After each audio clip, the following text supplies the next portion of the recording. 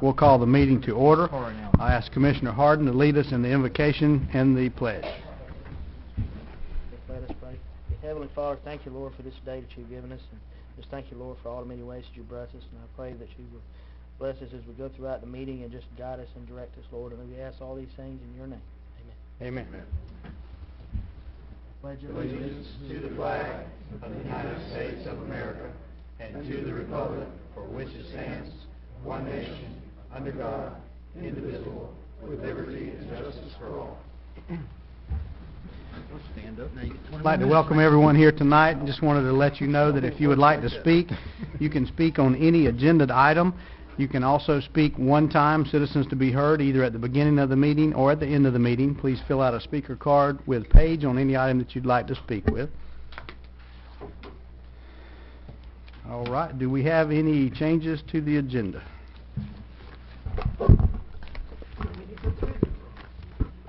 Mr. Chairman, there's one add-on item dealing with the Oaks Restaurant.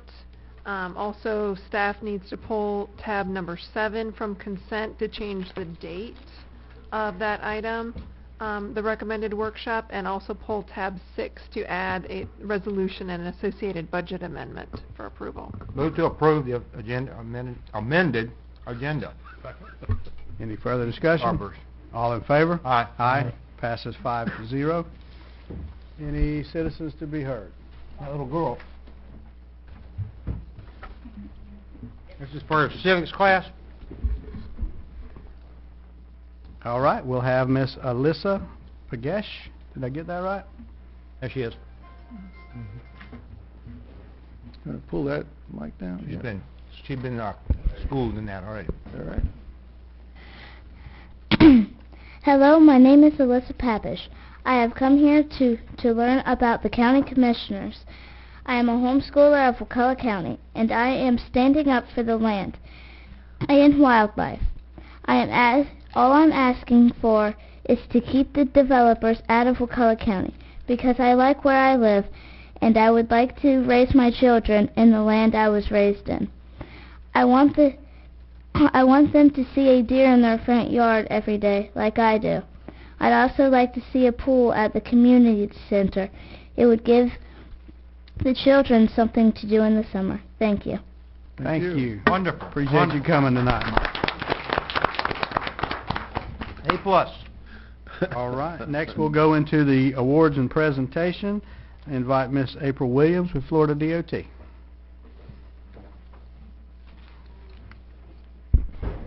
Come up just a little. Okay, so here we are. One big major milestone in the completion of this reevaluation is going to be the public hearing for the 2 segments in the northernmost portion of Wakulla County. I think I turned it off. There it goes. Okay, you go know my name and how to get in touch with me or how to get in touch with Secretary Barfield.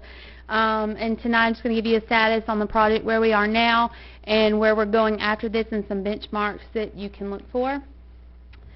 As we all know, the original study was the 22 miles, and we're reevaluating 17 of those, beginning at 98 down in Wakulla County and going up to the existing 4-lane in Leon County.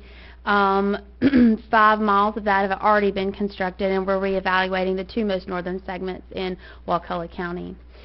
Here's a map that was included in the handout that was mailed out to everyone. It is kind of oriented strange. You'll notice that your north arrow is pointing to your right, so 98 is on the far left side of the screen. The segments within that box begin just north of East Ivan Road and extend to the county line. There's actually 2 design segments, but we'll process that whole thing as one of reevaluation, and it's about 4.6 miles. You can also see at the northern end of that portion, the blue box is the Wakulla Springs State Park, which has presented some special challenges with advancing this segment specifically. It's a closed basin, so we had to locate ponds within the state park. You can see where we've proposed those ponds to be at this time. About 48 acres of the state park will be impacted. I'm not sure if you're aware, but state parks, recreation, wildlife refuges are protected under Section 4F of the U.S. Transportation Act of 1966. So what that means is we had to provide mitigation for the acreage that we're taking. Also, Federal Highway approves that mitigation, and they also approve the ponds only if we can demonstrate that there's no prudent or feasible alternative, which in this case there is not, because we can't send the stormwater anywhere else. Also, it's a major reason we're having a public hearing to finalize this reevaluation and not a public meeting, because part of getting approval from Federal Highways, we have to show that we've given the public an opportunity to input on those impacts in the acquisition of the state park land for public use. So here's where we're going now. The reevaluation public workshop that we held back in June was for the whole corridor. Of the 21 comments we got regarding the 4-lane versus the one-way pair, 14 of those were in favor of the 4-lane, so that's kind of the direction the department is taking. Now, you know, we've had that on hold for a while so that I could finish these reevaluations to get to the right-of-way funding that's sitting in 16, 17, and 18, but we'll continue that coordination with the planning department, the public, and Commissioner Thomas, I was copied in on the letter requesting some landscaping, so we'll pick all that up when we move forward into the next or Commissioner Merritt, I'm sorry. No, Ralph signed it. I just signed it. So we'll pick that up when we move into the section through Crawfordville and to the south, and we also have to finish those 2 remaining segments in Leon County that have not been processed yet. Specifically tonight, I'm here to let you know we're coming back on Thursday, as you guys know, for the public hearing to finalize these 2 segments. We'll complete this part of the reevaluation in spring of 2015 to get a hold of that money sitting out there beginning July 1 for right-of-way acquisition. And then hopefully the entire reevaluation for the whole project we're hoping to have done late this fall. And what that means is we then kind of have a box check to pursue right-of-way and design funds. The public hearing that you're having tomorrow does not cover the one-way pair. Thursday, right. Right. Right. Is that only for the 2 sections up north of Walmart? That's Yes, just so everybody yes, sir. understands. And that's a 4-lane. I mean, we will take comments and we'll have the information there, but that's not what it's to address specifically. It's to address the impacts to the state park. Now, your direction, you're saying the general consensus you're feeling is not the one-way pair, but the 4-lane. Yes, sir. Because when we met with Tommy, he kind of wanted us to decide. I really don't want to do that. I'd rather... Understood. And in addition to those 14 comments of the 21, we also had a letter from the First Baptist Church of Crawfordville, the pastor, showing that his congregation was also in support of the 4-lane because the one-way pair cuts through that fellowship hall that was recently constructed and then separates what would be their future parking from the church itself. What's the chances of the piece in Leon County getting moving forward? Because that really is going to link. And we do appreciate getting funding for the County Line South, but for people getting back and forth to work, that's also... Understood. Yeah. I think it's at the forefront of everybody's agenda. Right now, what's holding that project up is the design is very old, and it will have to be redesigned because permitting and drainage regulations have changed significantly since those design plans were done. They've got to be redesigned so we can get out there and look at what right-of-way we need and what the new construction costs are. So as soon as design gets funded for those segments, I see that project moving forward. You've got right-of-way well into south into Leon County, right? Right there on the right where that house was, it was tore down. And Yes, sir, for the alignment, but the problem there again goes back to the National Forest. We'll have the same 4F issue that we're having with Wakulla Springs. We'll have to put ponds out there. We've begun that coordination with the National Forest, knowing that that's a step ahead. So that's the ball's rolling. It's just that's another hiccup on that. Are you going to have any project. more public meetings on the one-way pair in downtown? We plan to, yes, sir. We'll probably do another public hearing just to kind of, zip everything up and take public comment. That will be probably late summer, early fall. What are we discussing as far as additional comment on the segment that you're talking about for Thursday? Is that the same segment that you're... The segment that we're addressing Thursday are from East Ivan Road to the county line. North. Right. Right. Okay. And so the other things that you were talking about? We are anticipating that maybe some people from the community may have some questions still about the 4-lane versus the one-way pair, so we're prepared to answer those. It's the same staff that will be working on that in the future. It's just specifically to address those 2 segments. Okay. Very good. Okay. Keep it going. We're trying. So, and thank you for, I think you're doing a really good job in keeping the citizens engaged in this issue. It would have been nice had FDOT done the same at the intersection. I think they've heard that a few times. Well, they're going to hear it more. On this handout that you have, and I urge people to pick one up, it's at this table up here, it shows a begin project and it shows Jack Crum Road.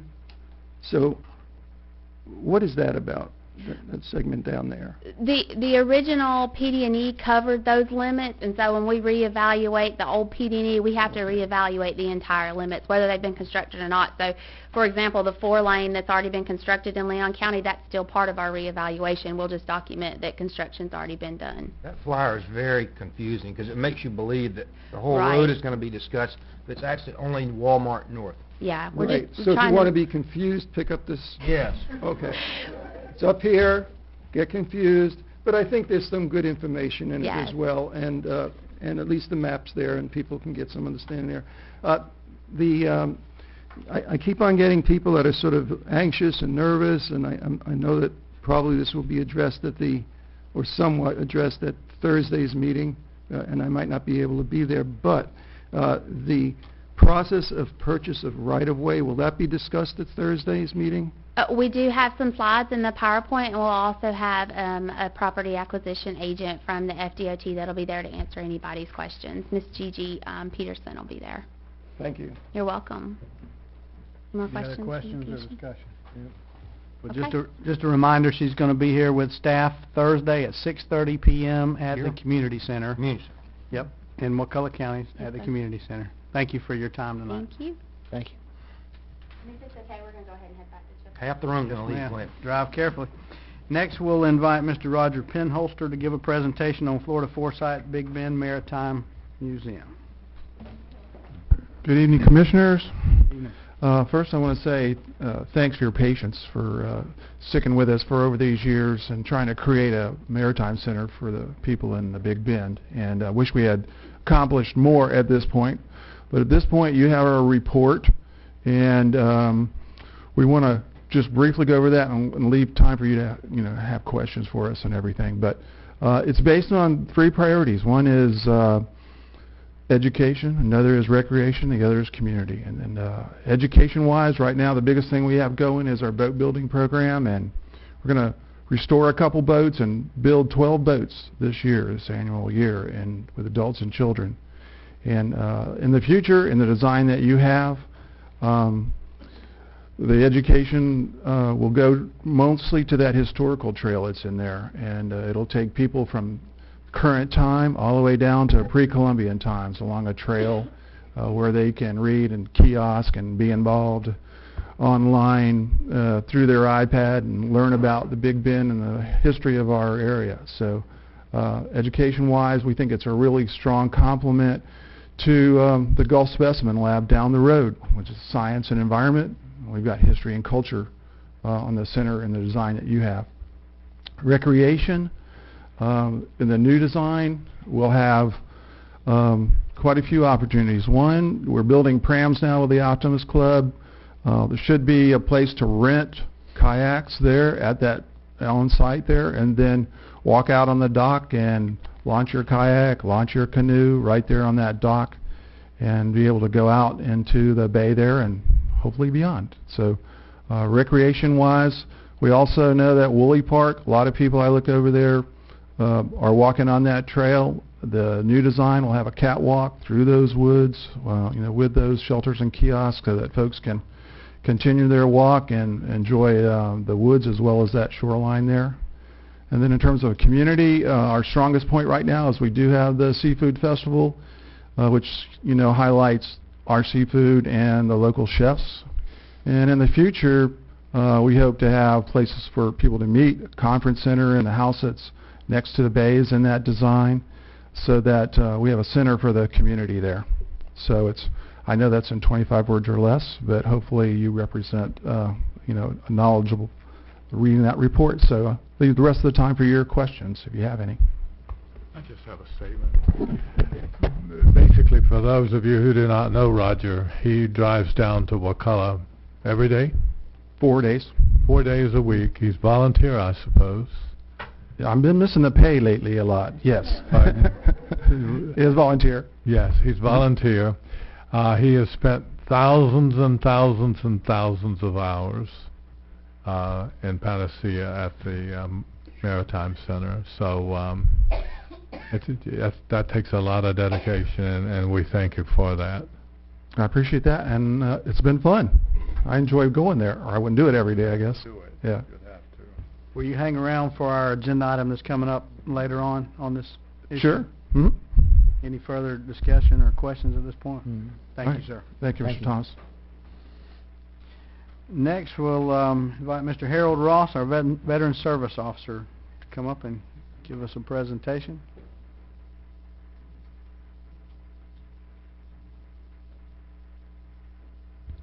Good afternoon. How's everyone? I want to thank you guys again. Thank you, gentlemen, again, for giving me the opportunity to serve the veterans in these here United States. When I was hired, Ms. Sarah, you asked me to put Wakulla County and the veterans on the map, and we have done that. With this new medical foster home program, we're having an informational seminar the 26th of February at the One Stop Community Center at 6 o'clock. What the program is, it's a dynamic mix of adult foster care and, nursing or assisted living care. In coordination with the VA medical foster home program, we're trying to offset the cost of long-term care. And the response to this program has been tremendous. We're trying to get it started here in Wakulla County because of the older veteran population. The need for long-term care is staggering, to say the least. And the caregivers are pretty much older individuals also, along with the veterans, and to give them alternatives to nursing homes or assisted living facilities, the medical foster home program allows the caregiver to take the veteran into their home and treat them as one of their family members and gives them 24-hour, 7-day-a-week care, and they're backed up by the VA home-based care team. Since we've been promoting this program, we've spurred interest as far away as St. Louis, Missouri, New York City, and the Tampa area, which now we are the major providers of referrals to the program now. And I'm proud to say that Wakulla County has families that's actively participating in the application process. So we should be able to get this program off the ground soon. But I want to ask any interested parties to come out to the One Stop Community Center the 26th of February at 6 o'clock and gain more information on the program, see if it's right for you, and give back to those who've given so much already. Gentlemen, have any questions? I'm sorry. I believe we talked about your program today at the transportation meeting at the senior center. So if you might talk with Nell, so it came up in that transportation meeting. Yes, sir. Thank you, sir. We appreciate it. All right. I have a question, though. Are there any parameters on the veteran as far as, for example, if a veteran has dementia, is he able to enter this program? Yes, the veteran has to qualify for VA medical care and nursing home level care to qualify for the program. Okay. Thank you. Further questions? Discussion? Thank you, Mr. Ross. Next, announcement from Commissioner Kessler. Thank you, Mr. Chairman. So, I received a flyer from the Capital Medical Society, and I thought it was so well done and so important that I wanted to share it with the community. And it deals with measles and the MMR shot, the vaccine. And so I'm just going to run through it. It's also up on the screen. And so, you know, measles is everyone, I guess in my generation, everyone got measles. And if someone had measles, you ran over to, your parents brought you over someplace, so you would get measles then, so that, especially the girls, so that they wouldn't get measles when they were pregnant and have real complications during their pregnancy. So the idea was to get measles over with quickly while you're young and could get by it. So measles affects the lungs and the breathing tubes, and it causes fever, coughs, and rash. And measles is very contagious and can be deadly, okay, even in children. And it remains common outside the U.S., although now we've had some outbreaks in the U.S. And measles can be serious. So there's a span of time from 2001 to 2013, 28% of the children younger than 5 years old who had measles had to be treated in the hospital. Now, that's really significant. Can cause serious lung infection, lifelong brain damage, deafness, and death.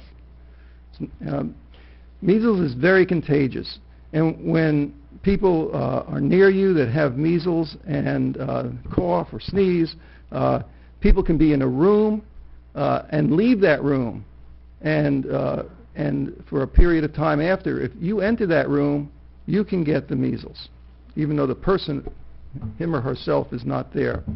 And it's so contagious that just about everyone, if you haven't had it, if you're exposed to it, you'll get it. And it's that easy to catch. So the best way to protect you against measles is the measles, mumps, and rubella shot. It protects children from measles, mumps, and rubella. It keeps your child from missing school, and it keeps from missing work to care for your sick child. And it also helps to keep your community and neighbors safe from the measles. And the MMR shot is a very safe shot. Now, you've probably heard things, seen things in write-ups. There was one study done, and it turns out that study was fraudulent. And it pointed to the result of MMR causing autism. All three of those authors basically have been sanctioned in some way or another for being involved with that study. Unfortunately, when a study like that gets out, it convinces a lot of people, even though it was one study and the overwhelming wealth of research was totally the opposite. A lot of people cling to that one thing, and they're fearful that their child is going to get autism or something because of this shot. There's no data out there that shows that there's any relationship with this serum and the autism. There's absolutely no scientific data that supports that. So, but shots, like any other medicine, can cause side effects. You can get rashes. You can get rashes from the simplest medicines, and those side effects are usually mild. And I just wanted to put that out in the community in case any parents are having doubts of what they should be doing. And there's handouts that we have if anyone wants one, and it would be available. Just ask me. Thank you. Do adults need booster shots if they've had them I do before? not think so. I think once you get the measles, you're good to go. Yep. There you go. Thank you. I do have one quick letter I'd like to add in to the presentation. All the commissioners, we received an email from a citizen, and I'd just like to share it. It's from a gentleman, Mr. Joe Roberts. Dear Commissioners, I feel the need to inform you about the top-notch personnel that your county has working for them. I am looking at buying a piece of property in Panacea, Florida, and the lot has some concern to me because it is a tax foreclosure. The first thing I did was call the treasurer's office and ask them what the back taxes were, and without hesitation, the lady I spoke with was more than happy to help me. I'm sorry I did not catch her name. I thought that I should call the zoning department to verify that the property was buildable, and again, without hesitation, Summer Strickland did her best to help me. She advised me to call the Public Works Department about some issues with the property, and when I called, I spoke with a lady named Jennifer Taylor, and she too went above and beyond the call of duty to help me, and she had Brent Pell return my call, and he was very helpful as well. So many people had contact with this gentleman, and it looks like everyone did a fantastic job. So thank you for that. Good job, Brent. Summer. Is Summer here? Gerald? All right. Next, we'll entertain a motion to approve the agenda, the consent with the exception of 6 and 7. First and second. Huh? Say again? No, we did that in under general business, I assume. The add-on item? We didn't specify. It can be under general or, yeah, let's put it under general business. Okay. All right, so we have a first and a second, everything except for 6 and 7. Any discussion? All in favor? Aye. Aye. Motion passes 5-0. So now we'll have consent item number 6. Yes, this is to request board approval of the Florida Department of Agriculture and Consumer Services, DACS, Energy Office grant for the library energy savings retrofits. Approval of the grant agreement, and approval of resolution authorizing the Motion chairman approved. to sign. Let me finish. What we're adding on here is the actual resolution, the budget amendment resolution, and the funds. We're getting $58,400 from the federal government. $11,560 is in-kind match that we're given, and that is actually coming from our impact fees. For a total project cost of $69,960. Okay, now, move. We have a first, second. All right, any further discussion? Any citizens? Call for the motion, all in favor? Aye. Aye. All opposed? Passes 5-0. Item number 7. Number 7 is request and schedule of advertise a workshop regarding the one-stop community center and ounce prevention grant. In there is a misquote of March 16th being our the meeting date. Actually, that date is should have been March 23rd, so we'd like to make that change. Motion to approve. I second it. And what time is that meeting, so the public will know? 3 bells, 3 o'clock. And that is in this room? Yes, sir. March 23rd, 3 p.m.? Right. Could you just give us a recap of why we're doing this? The WCCY, Wakulla County Community Youth Organization, the board of directors sent a letter to the commissioners, myself and the commissioners, requesting that the commission look at the possibility of taking over the operations of the community center sooner than the 3 to 5 year window that was originally anticipated. Therefore, that's the reason we're scheduling the meeting. We'll be bringing options. The workshop will be bringing options as well as all the due diligence information in order for you guys to make an informed decision as to whether to take it over at this time or to continue where we're at or what to do. So that's the purpose of the meeting. It was a little stronger worded than look at the possibility, wasn't it? Yes. I mean, we basically Yes. got I to was decide all over again That's right. That's what right. to do with the community center. That's right. So that's what the agenda item is about. It's a public workshop to talk about that, to bring out all the sides of it so that you can make a informed decision. And the corrected date? Is the 23rd of March. Okay, thank you. 3 3 p.m. o'clock right here in this room. All right, call for the vote. All in favor? Aye. Aye. Opposed? Passes 5-0. Next, we'll move into general business. Item number 10. All right. Hold on just a second. Let me get my ducks in a row here. Motion to approve the waiver of the county planning fees for the Shell Point boat ramp project. Okay. Second. We have a first and second. Do we have any citizens? Any discussion amongst commissioners? I would just, this is not a life or death decision here, but I would like to see us pay for that to the planning department out of the boat ramp fees. A lot of times we tell the community that if you don't have a boat, you're not paying for the boat ramp. And so this would be a way to keep that clean, and that way the fees that we're collecting when people are launching the boats are paying it, and we're not shorting Louis and his staff on fees that he would collect otherwise. I don't care. You want to call it temporarily waive it then, just to get the ball rolling, and y'all can pay it back later? Well, just that we'll He can shift shift it. Yeah, we'll shift That's it. fine. Yep. I'll amend my motion then. Okay. I still second that. Yep. All right. Any further discussion? Call for the vote. All in favor? Aye. Opposed? Passes 5-0. Item number 11. Commissioners, tab number 11. This is request board direction on options regarding the Big Bend Maritime Center. As you know, this is this is something that has, the county has been responsible for the Big Bend Maritime Center in partnership with Florida Foresight since a long time ago.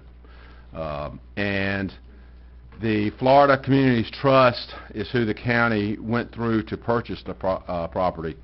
The Florida Communities Trust program is a very narrow focused program towards purchasing land and facilities for setting aside for public use. Therefore, a set of covenants and when this was purchased with the partnership of Florida Foresight, there were a set of covenants established as well as a management plan. That in the management plan, the main focus of the land was to went towards building a Big Bend Maritime Center. The realities of where we stand today, that's been a number of years ago. We've started, stopped, we've tried different things. The Florida Foresight has changed hands. At the end of the day, the reality is there's money is not there to, number one, build it, number two, maintain it as it's currently envisioned. Nor do we see that in the future being something that we're going to be able to fund and maintain, nor can Florida Foresight. Therefore, staff has been working on this issue for some time, and we have finally gotten to a point where we feel like it's a, pardon the pun, a fish or cut bait moment, meaning that we need to make a decision on what we're going to do. We have two houses there that are currently in poor shape and continuing to go downhill because they're not being utilized. Especially one of them has really deteriorated. As you know, if a facility is not being used and used regularly, it will deteriorate. So therefore, we've put together in this agenda item, there's three options, the way that staff sees that this can move forward. The first option is to allow Florida Foresight to bring the Big Bend Maritime Center into a state of repair and compliance with all applicable codes in a timely manner and provide the ongoing necessary maintenance to provide safe public access and use, complete the minimum FCT and DRC requirements to bring the county into compliance with the DRC and the management plan, and then develop the new full build-out vision of the Big Bend Maritime Center, as well as achieve sustainability and negotiate a new management plan. Therefore, this program, that's option number one. That basically keeps us on the same course that we're on today. Okay. How do they suddenly have the money to bring it into a state of repair? They don't. So they don't. That brings us to option number two. There's no way that can be done as quickly. The funds just are not there. Number two is to relinquish the property back to the state. This option, if selected, will send a letter back to the Florida Communities Trust advising them of the board's decision. Staff sees that this has its share of pitfalls. Primarily, it would be a black mark on the county as far as any future funding of properties that could be purchased. The state would overlook us in these endeavors. So that is something, and we have had a good success record of funding and through grants, etc., and we do not want to see that reputation blemished by this sort of thing. But that is an option number two.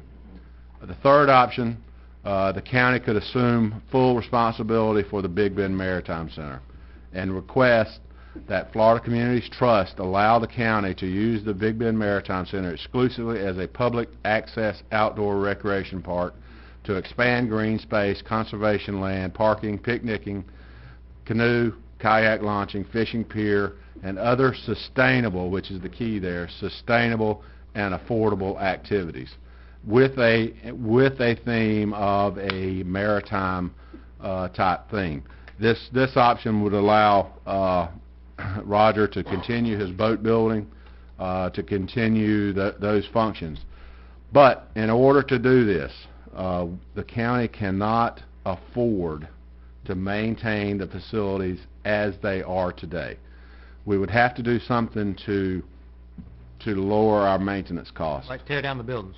Well, I was getting to that. Okay. I think that at least one of the buildings will need to be demolished, if not both buildings.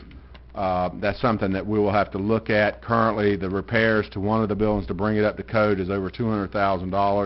It's doubtful that it meets the current floodplain program, so therefore we would not be able to bring it up if we wanted to without paying a significant insurance risk, as well as the realities is we do not have a use for that building, nor do we see a use in the future of that building.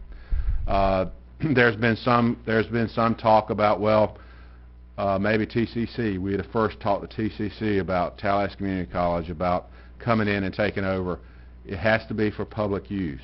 And the only way that could happen, the possibility for that to even happen, would be if we gave it back to the state, to Florida Communities Trust. Then there's no guarantees from anybody, anywhere, anyhow, that TCC would get it then. It could go to someone else or be sold. So, therefore, that's a possibility. But at the end of the day, like I say, that would be a mark against us as well. We feel like that number 3 is probably the best of all options. It's going to be an impact to our county as far as funding to go ahead and get these facilities brought up to the way they should have been already. We'll have to spend some money to get them up, as well as tear the facility, some of the facilities down. We'll bring back a plan if that's what y'all choose. So anyway, that's this agenda item. Question, will either of the buildings require more than 50% repair, and are they above the That's the reason I got to find that out, but that's one of the concerns about the building that we would like to tear down, is that yes, we would have to tear that.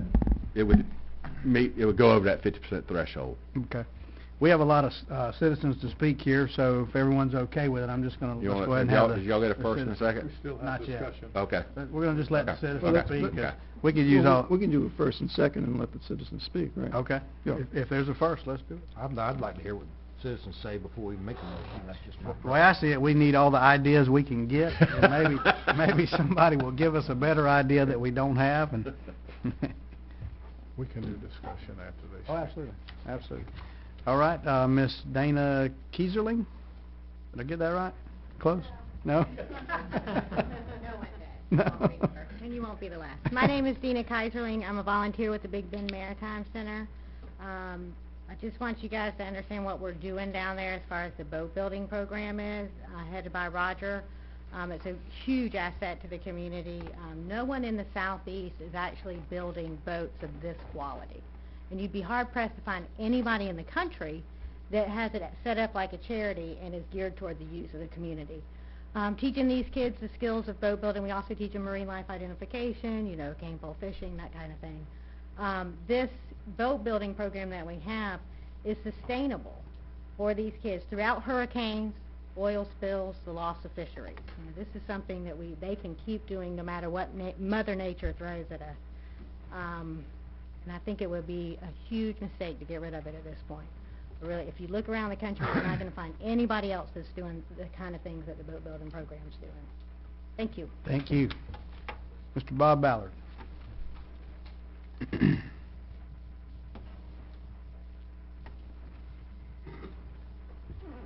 Good afternoon, or good evening, Commissioners.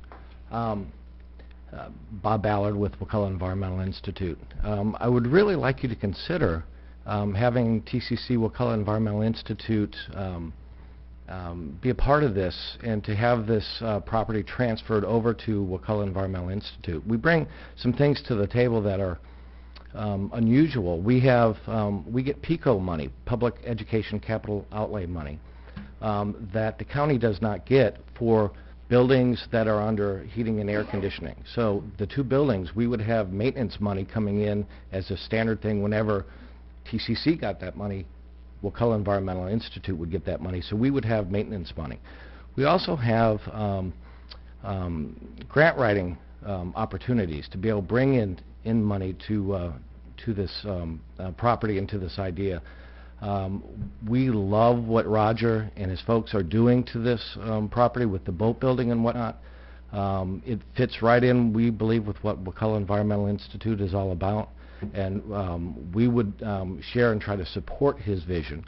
What we're interested in is the dock, and we're not trying to keep any of the public out. It's actually the opposite is true. We're looking to bring as many people in as possible, opening that dock up to canoe and kayaking. The one thing that we would use it for is to unload oyster cages and load back on oyster cages for our oyster aquaculture program, which a lot of the folks are in Panacea for that program. This would have to go before a board of trustees, and they would have to vote on it.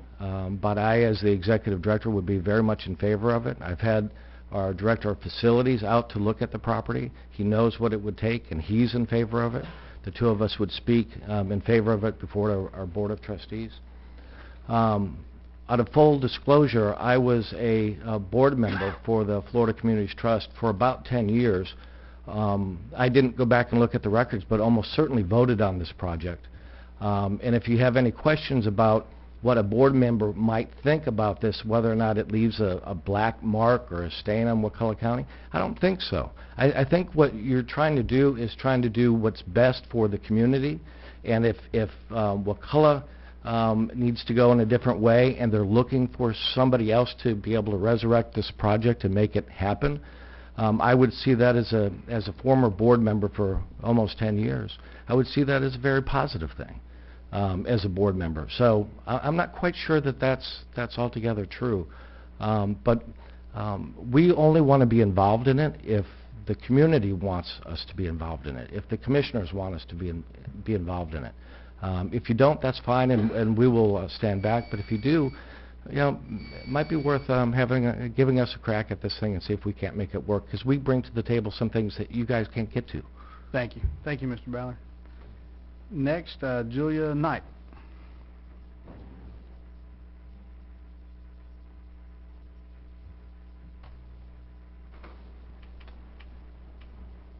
Hello.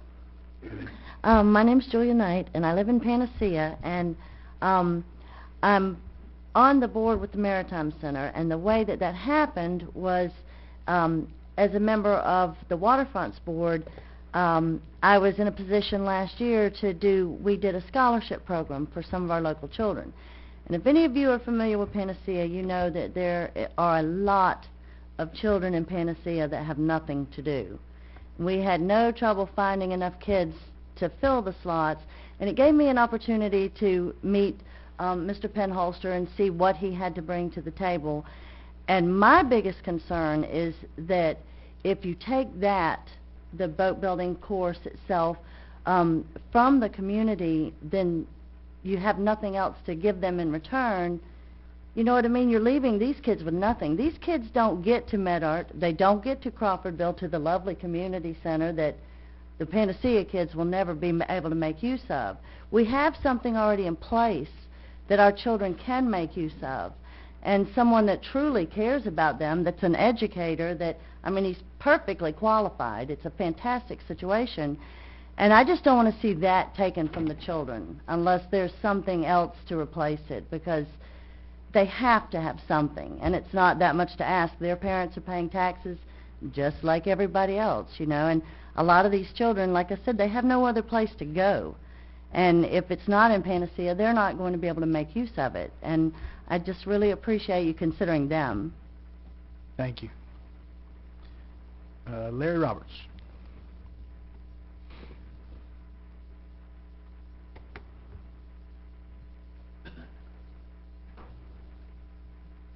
Larry Roberts, Sop Choppy. I was hoping Mr. Edwards would say when this thing started. It was a long time ago, and I remember standing for this platform on more than one occasion and speaking against it. I don't know if any of you were on the board at that time. I think Dr. Kessler was, and I think he opposed it. I'm not completely sure there. The houses that was on that spot were a slum when it was bought. Nothing has really changed there. Option one seems to be a no-brainer against. I go with option two, to give this property back to the state in some manner, regardless of the black marks, to get this property out of the pockets of the taxpayers. Number 3, county takes full responsibility. Well, we pretty much do, I think. Mr. Ballard's proposal, I saw some merit there, but that would mean, I think, that you would have to go with option 2, to return it to the state in some fashion, and then let them negotiate that out. Anyway, get rid of it. Thank you. Thank you, sir. Jim Weatherton.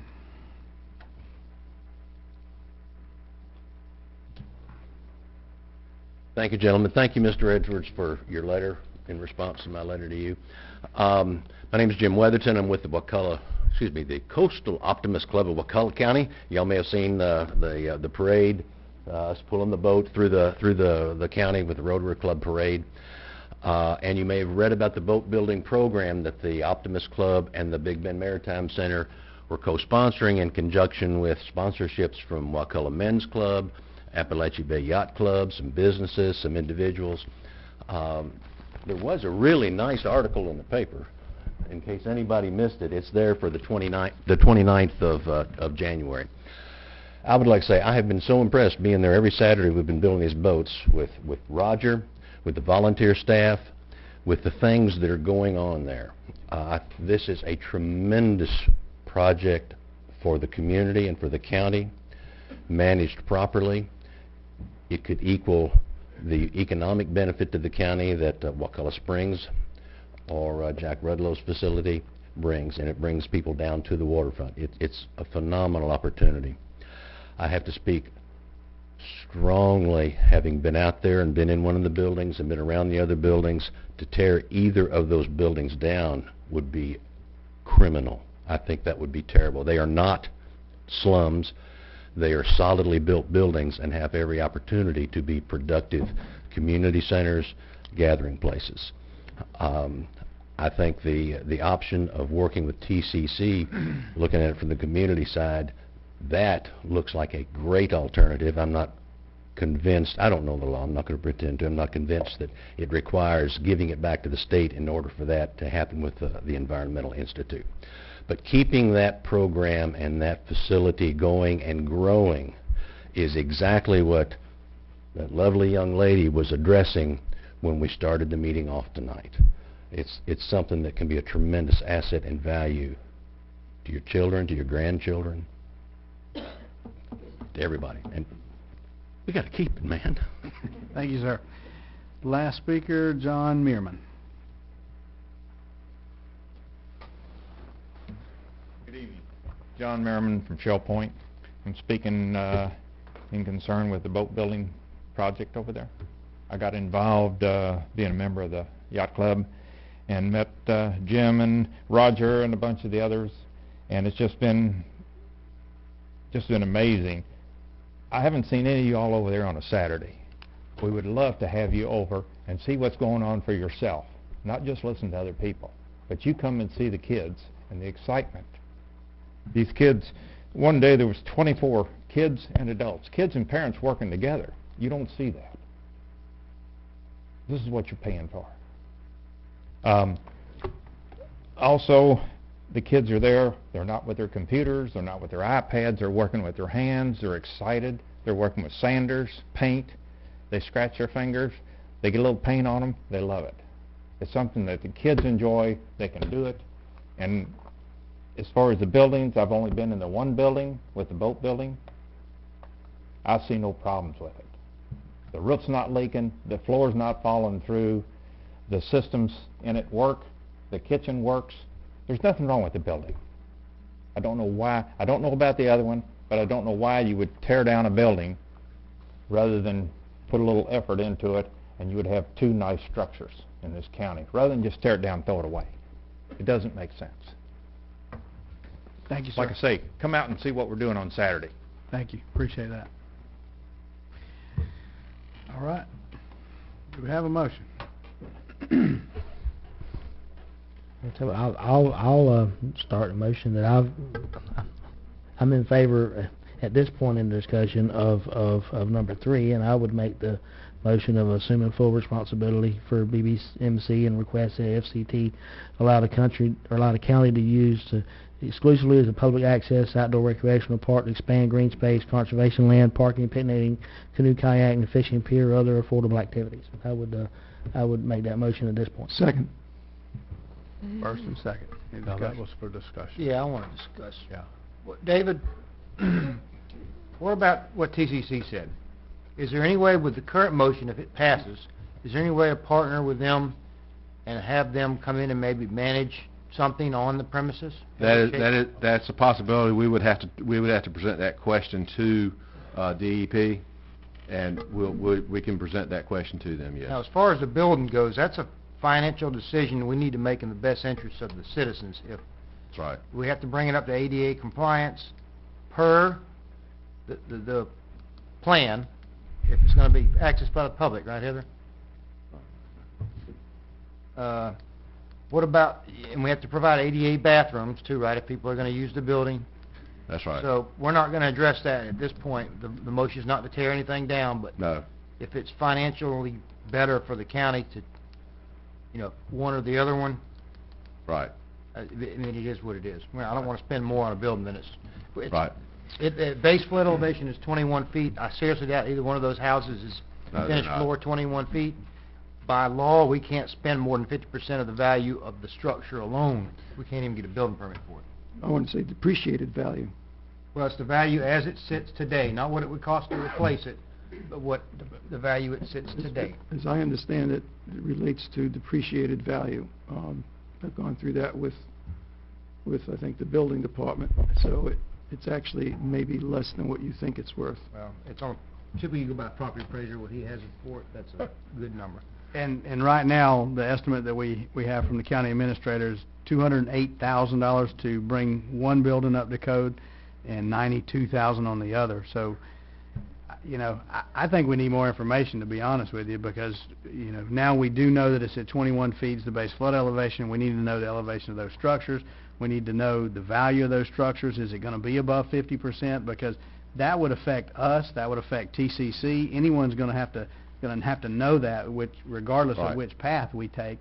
And I certainly don't want to see the program go away. Anyone that's pouring their heart and soul into kids in this county, we want to encourage that. But we also need to make sure that we're looking at the total cost. We had a workshop right before this meeting, and with our fire department, we have a very real dilemma that in the next year to 2 years, we've got to either raise taxes, we've got to pull money from some other place, or we've got to cut firefighting services. None of those three are good ideas and are good options for us, but we've got to make one of those decisions. And so if we're, siphoning $335,000 out of our general fund to this project, it makes that decision harder. Nothing we do here is easy, and we asked for it, so I'm not complaining about that, but we've got to balance all those things. Sorry about that, Ralph. I'm jumping to talk on this. The people of Panacea want this. The people of Panacea want to continue to see the boat building program. Why would we even entertain, number one, tearing the building down, number two, spending good money after bad money? Why would we entertain that when we've got someone who wants to take the project over, get this off of our hands, participate with the boat building people? They have the money to upgrade it, and we're doing that maybe because we have the perception that the Florida Trust may or may not like what we do. Option number, realize we've had a lot of conversations with DEP. This did not come lightly. We're going off of the best information that we have now. Can TCC? Yes, because I was the first one. They went to Bob. Am I right, Bob? I went to Bob and said, "This is you guys. This is TCC. All you need to take it." The problem was, as in government, nothing's that easy, and we just could not do that. So therefore, a transfer from the county to TCC is not possible. Now, our management plan, if we're able to change our management plan and include participation with TCC and help, that's something we can negotiate with DEP. But I can't commit to that at this point in time. That's a negotiation that we'll have with DEP and the Florida Communities Trust. But that's something I got to get direction on which way we want to go here. Then I can pull out all the details of, we talked, here's what we can do, here's what we can't do, whether we should tear the buildings down or not. Right now it seems to make sense. We got some facilities there that are not being utilized and will not be utilized Well, then in the future. let's move them over So- to somebody else. Well, that's the whole point. That's what I'm trying to tell you, that we're going to negotiate. We got to negotiate all that stuff. Well, you're trying to get us to make a choice of 1, 2, or 3. Mm-hmm. Let's just make the choice then tonight to negotiate and have TCC negotiate with people, and let's put these Like others I on the told you, back burner. there is no guarantee. You take number 2. There is no guarantee that TCC will get it. Well, how Then do it's all. Then it goes to whoever. That was my question, Jay. If we do number 3, you can go get with TCC. That's right. No, number 3, I can go get with TCC. That's what, and that's what we're voting for is number Right. 3. Well, Well, I made the motion because I'm very supportive of the programs that's going on there, and I want to, right now, for those to continue until we can Well, I sort just don't this want out. the county to start throwing good money after bad. That's been a hole, other than the boat building. That's been a liability for us from day one. We have a program. We have a company who wants to take the program and go with it. Commissioner Moore, as I told you, it was my idea to start off with to transfer it to TCC. I understand that. We ran that rabbit trail, and it stopped. So this is another mechanism to say, hey, we didn't get it that way. Maybe we can get it this way. I'll ask you again, did you sit down with TCC and that Florida Foresight, the 3 of you sat in a room and say, how can we negotiate? No, because Florida Land Trust is we have our agreement, our grant agreement, and everything is with the county, and that's all we're going to talk at this point in time. Well, you know the old deal about people tying themselves to the tree? I'll tie myself to the building before you can tear it down. I swear I will tie myself to that building before you can tear it down. We're not proposing to tear it down at this point in time. And But I will almost tie myself to the building before we spend any county money on that. That's that's been the a problem bad- is we can't have both.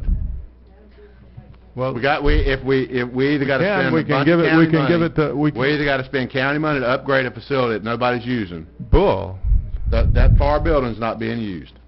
Why are we spending money? We don't even have a program for it. What I'm telling you is we would spend money to bring it up to where we could even have a program in there. And we've got to make it ADA. You got to make He ADA. pulled up a comparable home that... No, that's that home. Oh, that one. 91,000 is the current value of Value that of the property. building. So if we spend more than 45,000, we're exceeding 50%, which means now we got to raise the entire home above the base flood elevation. Why? If we spend 45,000, we still have a building with no program. Why would you do that? But that's why we're asking you. Yeah. Well, I'm telling you what I want to do. That's the reason it says, and there's no program down there for that. Now, the other building where Roger's doing his stuff, yes. But that facility, and there's nothing in the near future that's coming to Panacea that will allow that, unless TCC, even TCC is going to have the issue. If we could legally give it to TCC, I think I'd do that right now. We cannot do that. No. We cannot legally give it to TCC. Well, if we can't legally give it to them, let's legally give it to the state. Well, we can do that, but We then can they do can that. give it to anyone they want. That which, I agree with I mean, you. maybe that can And be then, ironed out. what I'm saying. but then the boat building Definitely go away. definitely go away. No. Bob, I understand. No, understand. While the Once we state give owns it to the state, we're giving them the keys, and then anything that's happening there is gone. Well, Until once somebody that thing takes is it over. renegotiated in the event that TCC, which is a But jewel that's in our county, Are you willing to gamble that? I am. Okay. You bet. I gamble all the time, every day. But all of a sudden, we're all those kids. All of a sudden, Florida Trust says, nope, we've got to give it to this group. You're not building boats there or anything. Then what have we done? I'm in favor of the boat building project, and I'm in favor of everything that's going on there. I'm not in favor of tearing the buildings down, but I also understand that what David said, if we just up and if we have to give it back to the state first, then it's like a crapshoot at that point. Is anybody's guess what's going to happen to it? But I think option 3 allows those programs that's existing there now, the boat building programs, to continue. We're not voting tonight to tear anything down. But there's definitely, everybody's agreed that we're going to have to analyze this more than what we have tonight. And I think option 3 would allow things at this point to continue until we can have further information to act on. A preferable outcome, David, if we do vote for this, would be that you work something out with them You know. Right, and here's what'll happen is once we open up negotiations with Florida Communities Trust and DEP, here's what'll happen is that will allow us the ability to ask even more questions.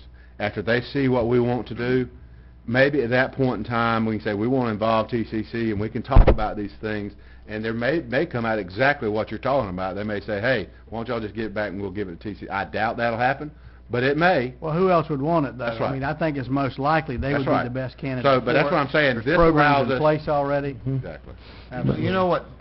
My personal preference anyway is keep the program they got going, let it keep going. If the place can be made better by a partnership with TCC, and if you can utilize the buildings, fine. But I don't want to throw money up something that's it's not worth it. But we're not voting on that. We're not Keep voting in on tearing mind, the buildings down. And item number 3 says, request Florida Communities Right. Trust allow the county. So whatever we come up with, we're requesting. We've already got a grant. The grant has deliverables that says you will deliver these things, and so anything we're requesting, we're at their mercy of whether or not they will accommodate it. And if we do option 3, you would still be able to allow TCC to maybe be part of the management Well, plan, that's correct? part of, that's what we would present to as part of the request. But as I said, as Can we not Chairman do said, it's a request. Can we not do a long-term lease? Could we not do a long-term lease We with can't. TCC? No, not at this point in time. No, sir. Why? Why couldn't we do earlier and not at this point In our in time? grant, it says we cannot do that.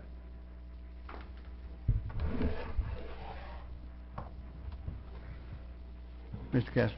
Thank you, Mr. Chairman.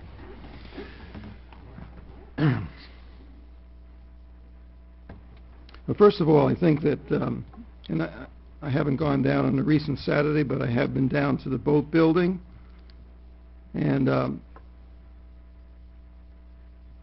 think it's a very good program. But we as commissioners have to make decisions. It's not just on one isolated program, no matter how good the program is. And right now, looking at this project has done nothing but cost the county money. Not the boat building project, but the whole maritime museum thing. And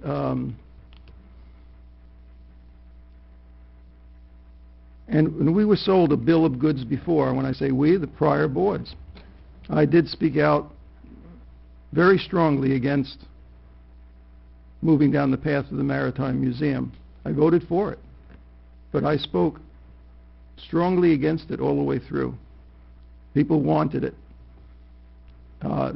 People that may have thought that they were doing the right thing for the county. It didn't turn out that way.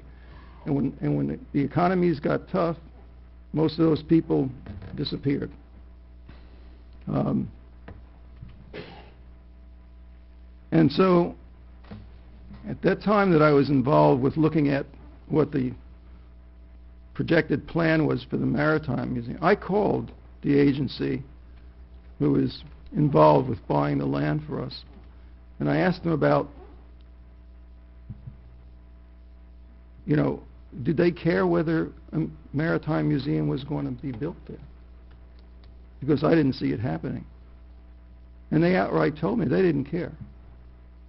That wasn't part of their thing. Their thing was they had money, this land was allocated to be bought with that money, they were moving ahead, and they were not wrapped up in the thing. Now there's some kind of management plan that's there that's going to have to be modified, and I think it can be modified. I think that I would not want to, so where am I going with this? I would not want to give this back to the state, okay?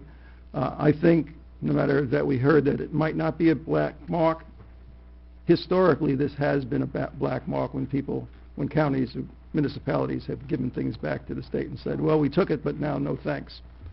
So it may affect us in moving ahead with other projects. I would like us to be captains or masters of our own destiny, and option 3 allows us to do that. We take control of it. We try to negotiate a position that is meaningful for the county and something that the county can afford, and then move forward from there.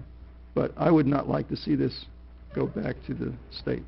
Well, and keep in mind that if all else fails, option 2 is still on the table. We can try option 3, we can try to keep the boat builders, we could try to get TCC involved. I mean, we got willing participants that want to be a part of this, so I think we need to encourage that. If we can't pull it off, you know, I do not want to give it back to the state either. It's, Yeah, I you don't, know, I don't. we didn't make the obligation to accept this property, but prior boards did, and so we need to try to fulfill that commitment. But I also am not interested in shelling out $300,000 just to bring it up to speed. Which is so. required. Really, it should have been done by now, right, David? That's right. It was as part of the deal, given the money to buy the property. These are the things that should have been done a long time ago, right, I Howard? fully agree with you, Commissioner Merritt. That's right. And I think that in order to bring these buildings into compliance is going to be cost prohibitive for the county. That's what I think. But I think that the county should be its own master in this, and that's what this option hopefully will allow us to do.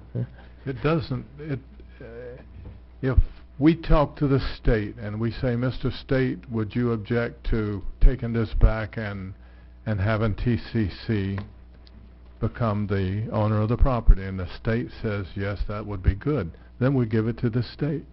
It doesn't require, you know, so I know the state will have to approve it, but we have not yet given the state the option to say no. If they say no, then TCC just goes away, and most likely the boat building program will go away, because it seems like if, first of all, we're not going to put any money in it, and then the other option's tear it down.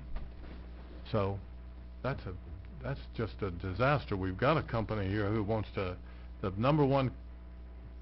to number one company in our town in 10 years, wants to do something. They have the money to do something. So let's give them every opportunity that we can to take this liability off of us and make it into something that's very, very good. Well, in our agenda item, it lists some of the requirements of the grant, and item number 3 states the grantee may enter into an agreement with other organizations with Florida Community Trust approval to manage the property and or assist with meeting DRC and management plan requirements. So we can always ask. They say yes, Sure. they say no, you know, and we can always ask and negotiate that. Obviously, circumstances have changed. Federal flood maps have changed. The parameters that were in place when this was accepted are different than today. Our financial situation is different, so, you know, hopefully we don't have to go to option 2 and give it back to the state, but I think we have to maintain control of it and then see if we can get all parties to. Do we have any difficulty of telling TCC that they have our permission to negotiate with Florida Forsyth? I would not. We need to negotiate carefully. Let us first. We're the grantee. We're the people that have the keys right now, and we'll open the door up for TCC. But we've got to do our homework first. I'm not getting anywhere with you. No, I'm just telling you. We got to make sure that we open the door with Florida Communities Trust. Then we can bring TCC in. Yes, sir. Will you copy me on the letter where you go to? It doesn't matter if we get that building to Bill Gates. They can't spend more than 50% of the value of the structure upgrade. We do not want to even But spend he has that. grant money, possibly, that he could spend, swing that. He can't spend over 50% of the value. Like I Yeah. said, it doesn't matter who you give it to. Right, Yeah. but what I mean is he could possibly He'd have to get that decide whether PICO to money. tie it down. Yeah. Well, He'd have to decide whether to tear it down. Let that be his problem. Well, Like- Jerry, I think we all agree with the premise you're at. Let that man do his job and see what he can figure out. He may come back with exactly what you want to hear. Mm-hmm. Then again, he may not. I'd like to call the question. Let's repeat our motion to make sure we know what we Option have. 3. Option 3 as it stands, Option 3 as it stands. and do we have a second? I think Howard Howard seconded. seconded it. All right. All in favor? Aye. Aye. Opposed? No. Did you get that, Brandon? Passes 4-1. All right, that was fun. And just to clarify, the vote that we just did will allow the programs that's going there now to continue at this Yes. moment, at this time. I think we all echoed that we want to keep the program in Yes, place. I think I that's do. the important thing, is to keep that in place and start the negotiation with TCC. It does have an amazing parallel to the airport, though. That these are things that should have been done a while ago, and we're just kind of kicking the can down the road a little bit more to try to figure out a long-term solution. And the community center as well. That floundered around for years and years, and now we solved the problem, and now it's coming right back to us We in didn't- our workshop. We didn't really solve anything tonight, but at least we gave them some. What you do is you try to get rid of your problems. Well, I think one thing that I am going to do, I think I am going to take up the offer that was presented tonight. I think I am going to pick a weekend, and I'm going to go down and I'm going to spend time with them and see them building the boats, and I think it'd be good to do. Okay. Thank you. Appreciate all your input. All right, we'll move to item number 12. Scrap and Item number 12, request of board approval to submit 2 road projects for the Small County Assistance Program and 2 road projects to the Small County Outreach SCOT Program and 1 project to the ZIGP. Motion Make a motion approved. to approve. Second. I asked David not to forget about Ace Heights Stables Road too, maybe for the future. That's a pretty long county-maintained paved road that hasn't really had anything done to it. Also, Cooperwood, I rode through there today. Terrible Dirt, condition. Yeah. Yeah. Yeah, no, this is resurfacing. of We need paved roads. Otter Lake. Well, but we've got Otter Lake's one on the on list. that list. that Otter is a Lake's dirt on the road. road. On this list? Yeah, we've got Old Woodville Highway is on that list, and I'm It's not- paved. well, half of it. Half of it's paved. Yeah, and I'm not recommending substitution. I'm agreeing with you, but there, you know, in the list of 10 items we have there is one that is a paving instead of a repaving project. Commissioner Moore, Otter Creek is on this list to be submitted. Yes. Woodville Highway. Any time frame on that? Combine Cumberland Trace to I'll Summerlin. be one of those summertime. Summertime. So we can use, now, it's a little confusing, because the scrap and the SCOT, some you can use for paving, some you can't, right? Well, this And is under the, what is it, Digby. the CIGP program. And Right. I'm going to throw out something. Rob, can you come up here and explain the ZIGP program, please? Let me throw out something radical, too, while we're talking about it. There's a road in that area that's been on the paving list quite high for some time. It's in the old Woodville Highway area. It's called Emily Lane, I think it's around there. Emily Oh, Lane, what? I have it on my I almost got stuck on Emily Lane this morning. discussion. But Well, if we can save, while they're mobilized, you know what I mean? It might not But be too close. there's more to Emily Lane that meets the eye, and Well, maybe it's not as close as I'm thinking it is anyway. Emily Lane, we discussed that Closer to with Cooperwood. Brent. Emily Lane we have some stormwater issues there that we gotta deal with. But one of the things we talked about doing was just possibly, after figuring out a way to deal with the stormwater issues, is at least use some 1 cent sales tax, at least for now, go and put down rock base on the road. Not road base. Rock. And Separate. try to stabilize it to where in the rain, but the first thing we gotta do is figure out the stormwater and try to figure out a program to be able to handle the stormwater. Maybe pull the ditches. It was, when I went through this morning, it was a bowl. You know, the ditches well, that's are part of the a problem. foot and a half higher than the Well, lower yeah, part of the and road. Brent was saying is, you know, before the roads went off, Cleve and Brent. Cleve and Brent, that basically what happened is the complaints were that the road was shedding off water onto the residents, and therefore they've come back in and they built berms up and built the ditches. All of a sudden now it's holding it on the road. Roads are retention pond now. The roads are I think it retention is a pond. 60-foot right-of-way, though. That's right. yeah, I was told 50, but you might be right. But and just one point on Emily Road that seems to be some confusion on is that Emily Road was voted on, as far as I understand it. I was there. I think I voted for it. I'm sure I voted for it, that we voted to pave Emily Lane, okay? And I just wanted to make sure that we're all on the same page. The board already took action to pave that. Now it's a matter of it's not that simple, and we have to try to figure out how to do that and manage it so that the water doesn't sit in the road, and we might need extra right-of-way. Remember, the board have voted to pave a lot of roads that haven't gotten paved yet. Cooperwood's a good example. I have the whole list. I mean, it was actually added by a commissioner, That's right. but there's never been any money budgeted to actually pave it. That's what I explained in the email.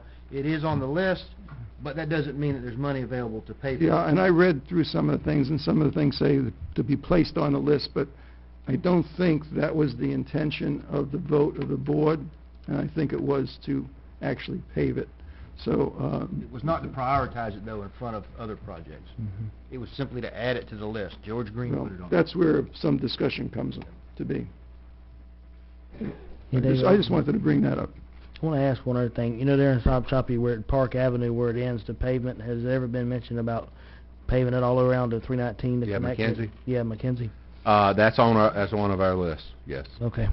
1 cent sales tax renewal is key to the list. Right, and one of the things that we've been thinking about as well is and we may do that this budget season, is actually presenting you guys with just like DOT does, now that some of our loans are coming off, now we can start that we're on the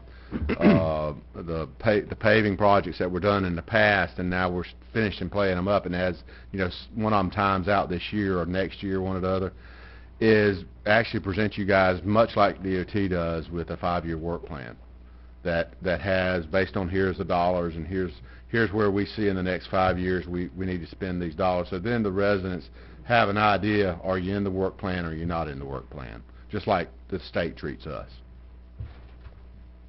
Very good.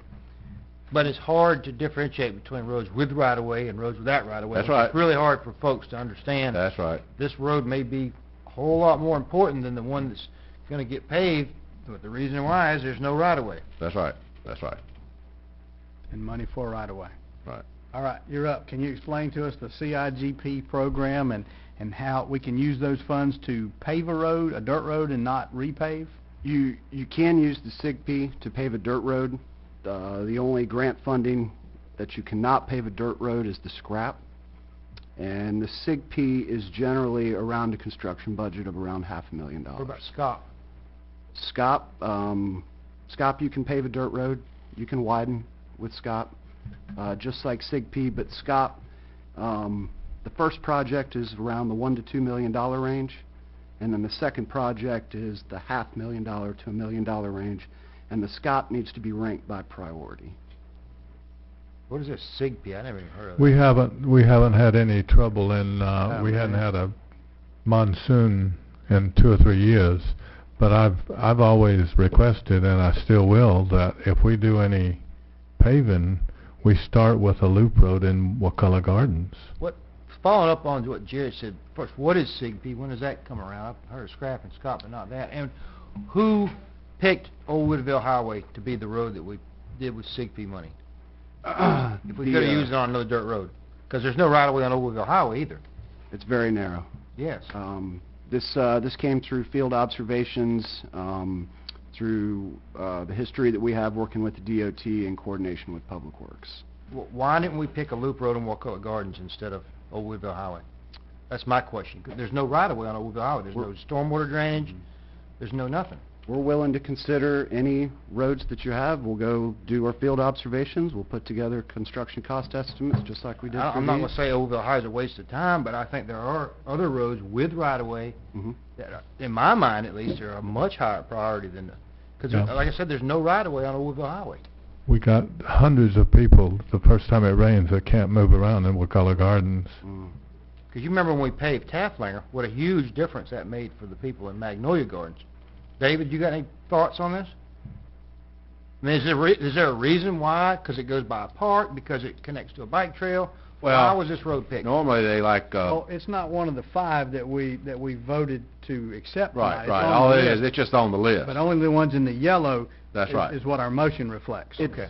two That's dirt right. road segments in the middle of the paved section. okay. So it would just kind of be... So it doesn't matter tonight anyway. No. Well, the SIGP money that's identified, if we pass the motion as it stands right now, is for Otter Lake. Otter Lake Road, And for repaving. repaving. That's fine. But Well, in we the wanna future, pass if we are going to be paving a dirt road, obviously, you know, Yes. like Jerry said, And realize we have a sewer project going in up there, so we need to coordinate those two together. So, and right now, we're not ready to initiate anything, because we're working on the sewer side of it, but we're, you know, until we get that done, there's no sense in doing anything. Can we save the money? Can we save that money to when we get the sewer done, that we can then have the money available? Right now, we don't have any money to save, but yes, when that time comes, yes, sir. Well, we've got to spend the grant, but he's talking about the 1 cent sales tax. Question on the Otter Lake Road project. we've also talked about a proposal to smoke test the sewer system there. How is that going to affect that project? You know, I don't want us to get this thing paved and then we got to dig it back up. I don't know if the smoke test is for that section of Panacea or not. That's a newer section, if I'm not mistaken, sewer.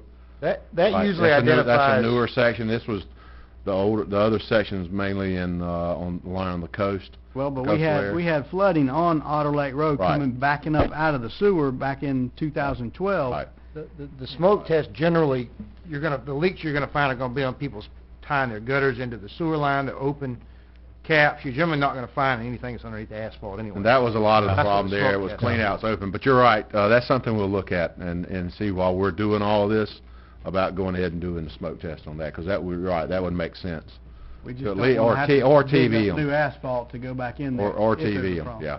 Okay, good point.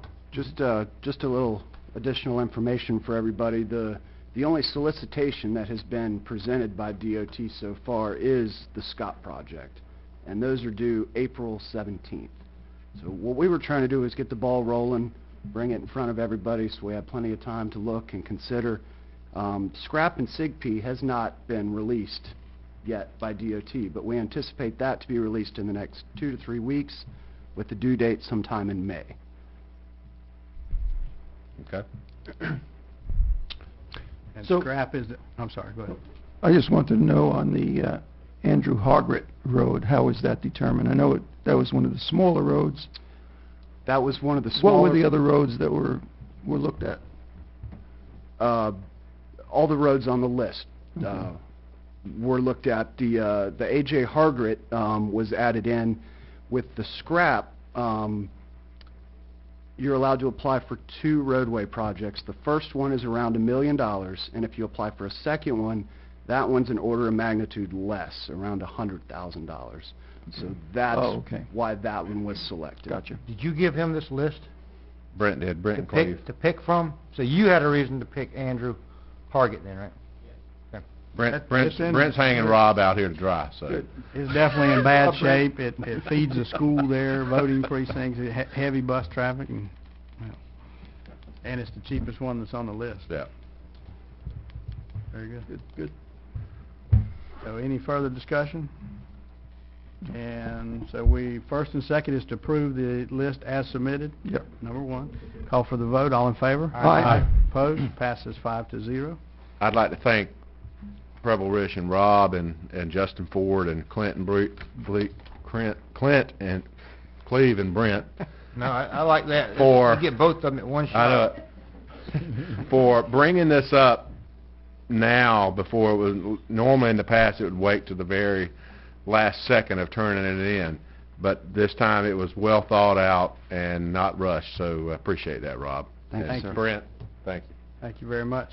Next, we'll go to Good job, the Clint. add-on item, the FDOT letter. Yes, Clint. Good one. This is a request board approval letter to the Florida Department of Transportation for consideration of purchasing the Oaks property for a multi-purpose trailhead. DOT has expressed interest. The owner of the property had asked the county if we were interested in possibly purchasing it as a trailhead. We did not want to, didn't feel like that we had the funds to do that. Therefore, I contacted DOT, and since the Capital to Sea Trail is coming down Highway 98 south, and also the Oclockonee Bay Bike Trail intersects at this point, it was fairly clear that that would be a good place for a trailhead. DOT likes it. They would just like and they're pursuing this, and they would just like a letter from the Motion county to saying approve. that we Second. would like to do that. Okay, we have a first and second. We have one citizen, Mr. Steve Cushman. Steve Cushman, Panacea, and for disclosure, I'm the chairman of the Code Enforcement Board. This thing's kind of been a sore topic here lately. There's a lot of issues with that piece of property and it becoming into compliance. There is currently $18,250 in fines that have accrued on it because they failed to meet compliance. Back in August of this last year, they had an attorney show up at a code board meeting, which I made a very lengthy motion to get them to get into compliance, we even extended dates. I extended dates beyond what they even asked for and requested. There's been some moves to try to, and I understand they're going to make a move to try to get these fines reduced to zero so they can sell the property.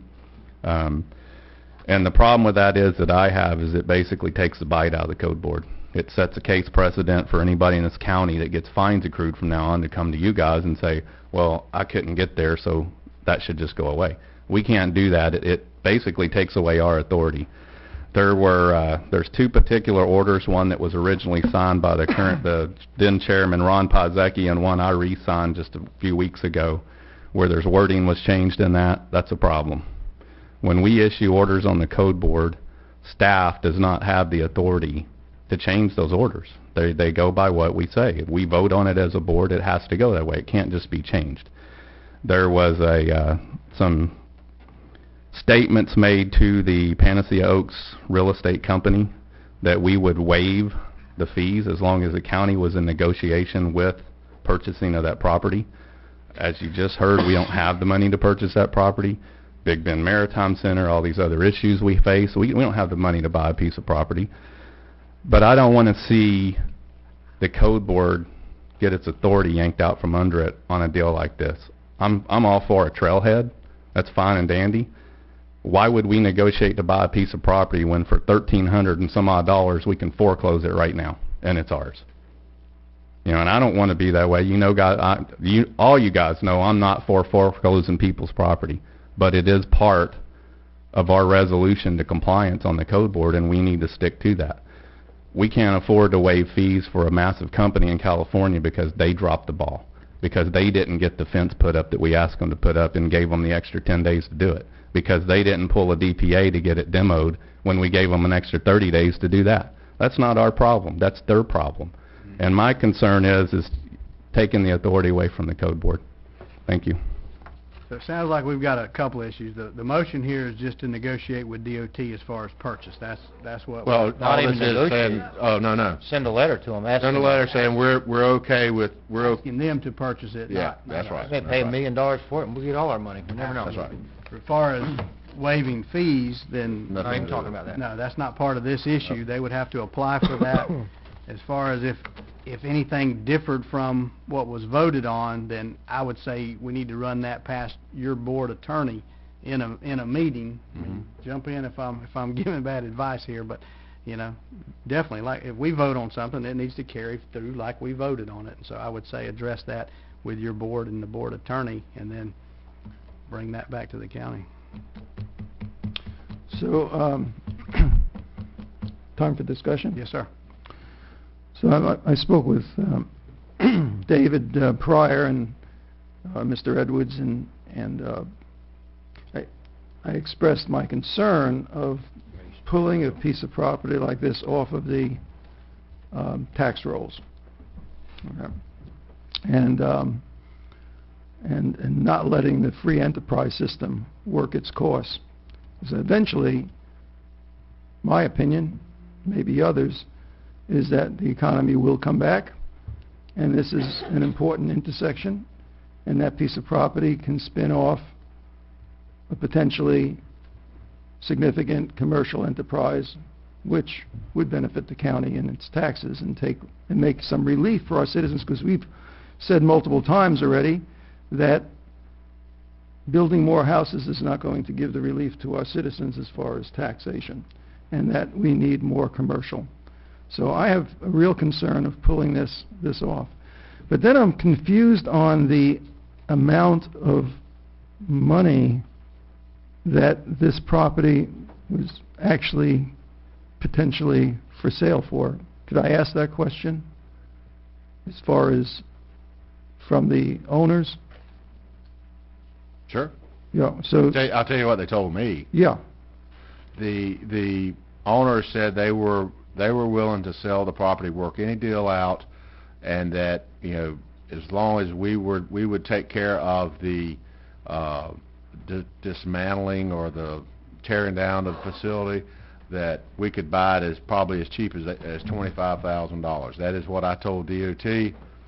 That's what DOT is moving forward with. Now, what they negotiate, I couldn't tell you, but that's what we were told. Thank you. And that is another expression of my concern with FDOT.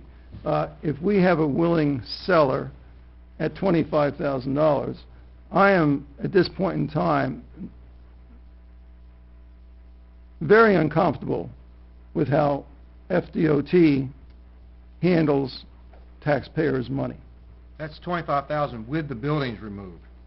No, Right. and Yeah. then we would have to As remove, is. We would have to remove the building. building. As Let's is, put in, 25 as put is. another $50,000 in there. I mean, let's go for 25. broke and say $100,000, okay? You know, whatever number you want to put on, whatever you want to put on the number for removing the buildings, I just put on 50,000. I mean, whatever number you want, 25, so there's $75,000 for 1 point, I don't know what it is, 6 or 7 acres of land. But there's two issues for me. One is pulling a property like this off of the tax rolls, which potentially has a lot of value. Right now it doesn't, but potentially it does. And what that means to the county. We as a county, I think, you know, we've all espoused free enterprise and letting the free enterprise system work. It's going to fix this one, too. Oh, And I'll pull it back up. and I think that that we need to also, have we looked at all of the different potential options of properties for a trailhead? Did we buy property in Sopchoppy? Did that happen? No, we don't have any money to buy, and that's the reason this. We've looked at other areas, but we'd have to purchase land, and this was the first one that came up where we would not have to purchase it. DOT could purchase it, and it made sense for their standpoint. Now, also as we were talking today, yes, this takes this piece off, but from a private sector side, what does it do though? It adds an amenity to that area, and it attracts market to that area, therefore increasing the land around it, the potential for that. So that's what this piece does. Right now, sitting there, it doesn't attract anything. With a trailhead, it will attract market, therefore it has the potential to increase the value in and around. That's what, from my standpoint, that's where it makes some sense from an economic standpoint, because I'm like you, I hate to take stuff off, but DOT purchasing this property, turning it into a trailhead would bring market to that area. And we've also got the flood issue, that And- whoever builds or rebuilds is going to have to raise it above the base flood elevation. We're going to see this thing trickle in everything we do. Look how high Angelo's is built now, but that's on the water, so that kind of makes sense. No one would want to build that high, you know, across the road there, but that's what would be required. Yes, But there's also going to be exceptions for types of businesses like gas stations and things like that that are cannot be built 22 feet in the air and are necessary along the shoreline. Base flood is 18 there. Or, okay, 18. That'd Okay, be about so 16 feet off yeah, the I ground. mean, no one's going to ride up a ramp to get to the gas station. The gas station's going to be on the ground, and that's the way it is, and that is a potentially valuable piece of property. yeah, I mean, I don't know. I don't know. So we're going to quote Howard saying he supports a gas station at the corner of Surf Road and 98? No, by the time it gets finished, it'll be saying that I support a gas station in the Wakulla Springs Protection Zone. There you go. Right. Y'all get that? Okay, where are we at? We've got a first and second, correct? Any further So discussion? if we do this sends out a letter, and then it comes back to us again. If DOT buys it, all this does, this is a support letter to DOT, and if DOT buys it, they buy it. If they don't, they don't. And these folks can always sell it to Yeah. whoever. You know, if someone brings a private market offer that's higher than DOT, that's all they're going to care about. They're going to sell it to whoever. Yeah. Yeah, If I had a bunch of money, maybe I'd buy it. pretty cheap, but it's going to take a lot of work. All right, any further discussion? Call for the vote. All in favor? Aye. Aye. Opposed? Aye. Passes 4-1. All righty, now we're going to move into the public hearings. We are past 6 p.m. We've got one item. Louis going to take that one away? No. Commissioners, this is For an ordinance amending section 8.041 and 8.042 of the Wakulla County Code of Ordinances, dealing with accumulation of waste tires. Basically what it does is it adds a provision stating that no more than 8 waste tires shall be stored outside of an enclosed structure. It does exclude waste tire collection centers and waste tire processing facilities and waste tire sites, and it does not include used tires that are suitable for reuse or for sale. We're recommending option 1. Heather, when you and I talked today, you said this would exclude something like the lube expert, for example, that does tires. Where is that exclusion at?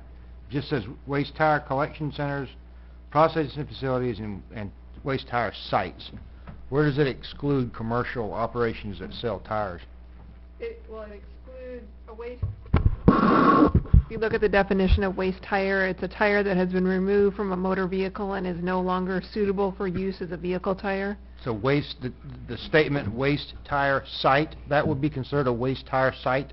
Well, a new tire wouldn't be considered a waste tire in the first place. No, that's not what I'm saying. I'm saying when whatever, a place in Crawford that sells tires, then they sell tires. I understand about the new tires. Maybe I wasn't clear enough. But they take the old tires off of the car and put the new tires on the car. That leaves 4 old tires. So those would not be excluded, right?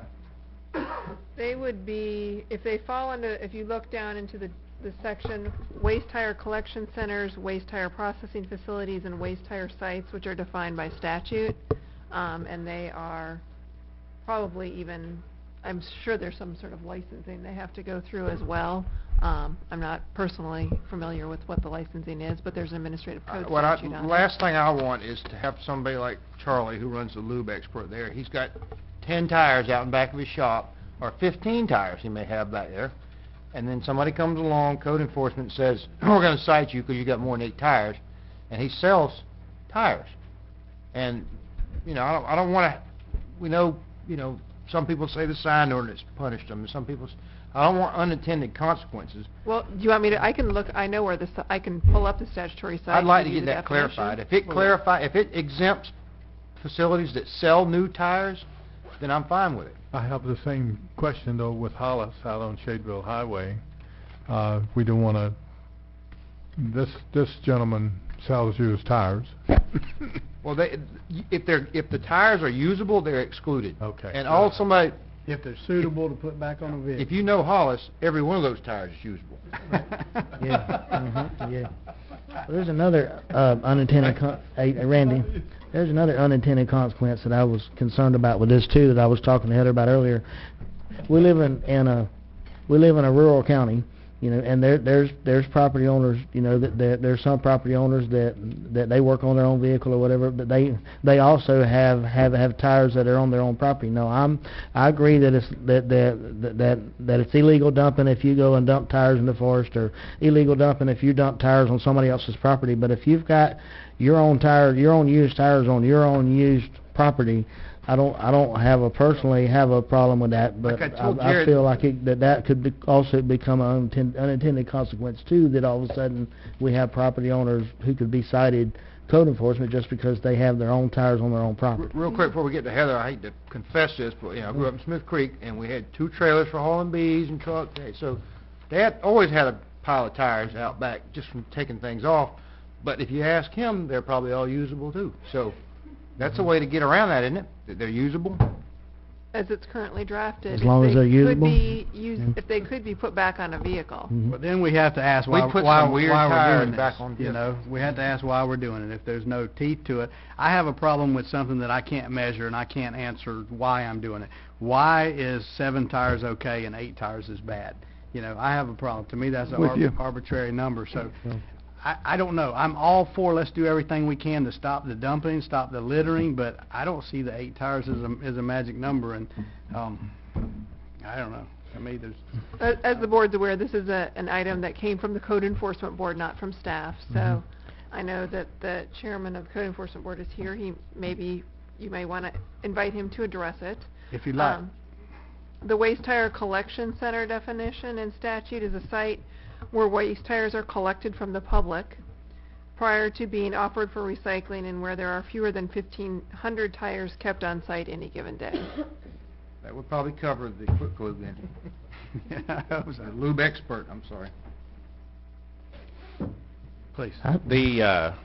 The revision to that ordinance was really written in response to several illegal dump sites. I know you guys have listened to me talk about one in particular up off of Old Bethel Road that was evidently a commercial guy.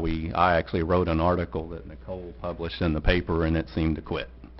But I know I talked to Commissioner Merritt about it when I was drafting some of the changes, and there was talk about, well, you need to kind of put in how many tires, so put a definite number in there. That's where the 8 came from. Its intention is to stop the illegal dumping in the forest, and like Commissioner Harden said, you know, I'm all for the doing what you want to do on your property, but the problem is sooner or later, those tires that end up on the property that are stored there become an eyesore to the wife, and the wife says, you got to get rid of those, and where do you get rid of them?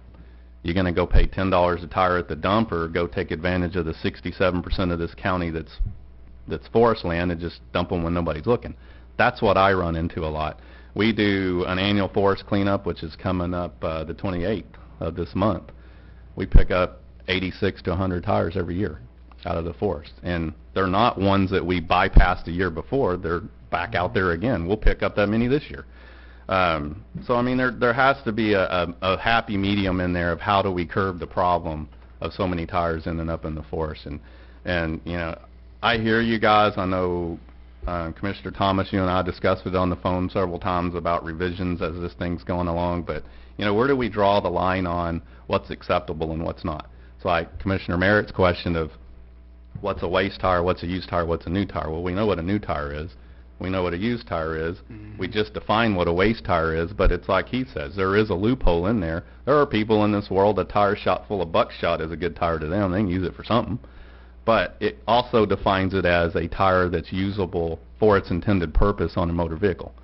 And we have a lot of that in this county. I mean, I pick up tires out of the bay. I pick up tires out of the forest. I'm always picking up tires because they're one of the biggest things that's a pollution problem for this county with the amount of water we have flowing underground here. So at most, this is an indirect way to try to address dumping.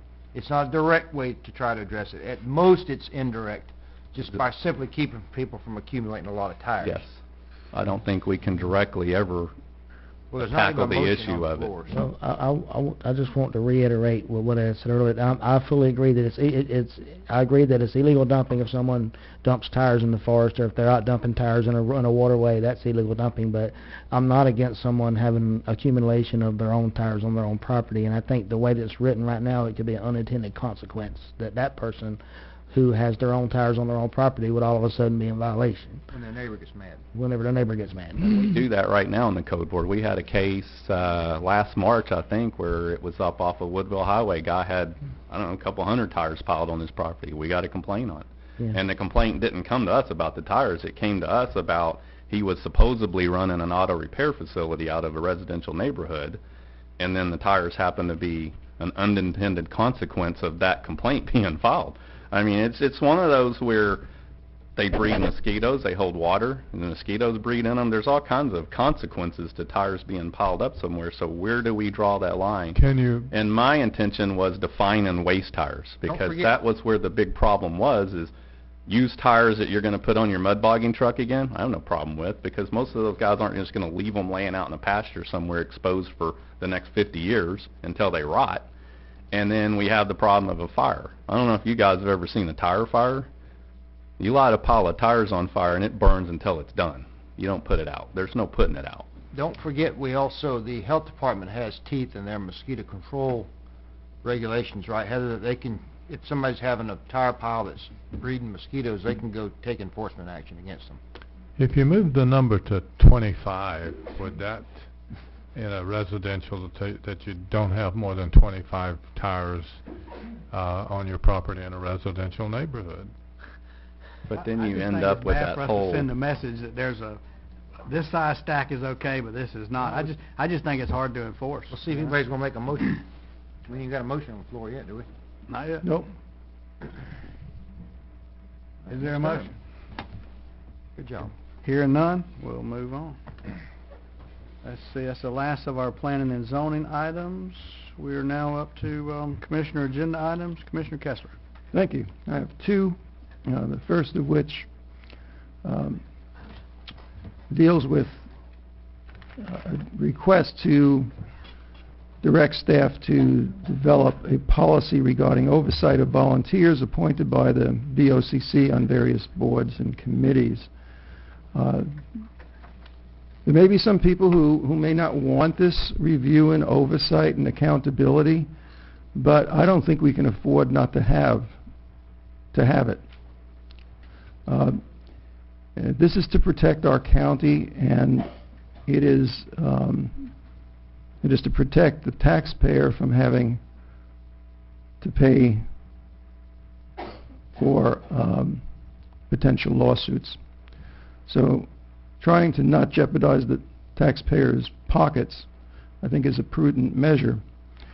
The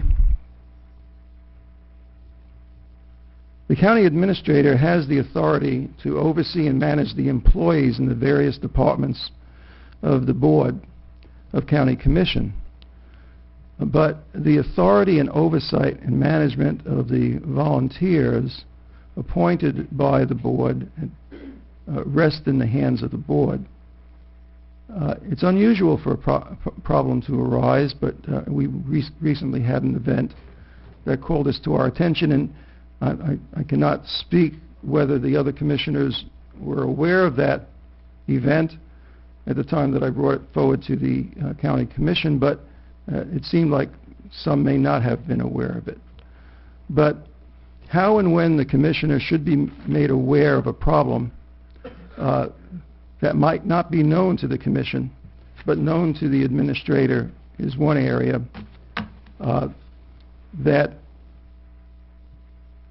that we should take a look at. Now, I have not written anything specific in the agenda item, but what I'm asking is that staff review and see if there's a reasonable policy that can apply to the accountability of our volunteers and how to handle such incidents. Is that a motion? I'm getting close. Yeah, I'm getting close. And I think it's important that people understand what I'm putting out there. I think it's good for the county to have a policy just like we have a policy for our employees. I think that accountability of our appointees, it may have gone unnoticed, the incident we just had, but at least I became aware of it. But it may not have been through a formal method.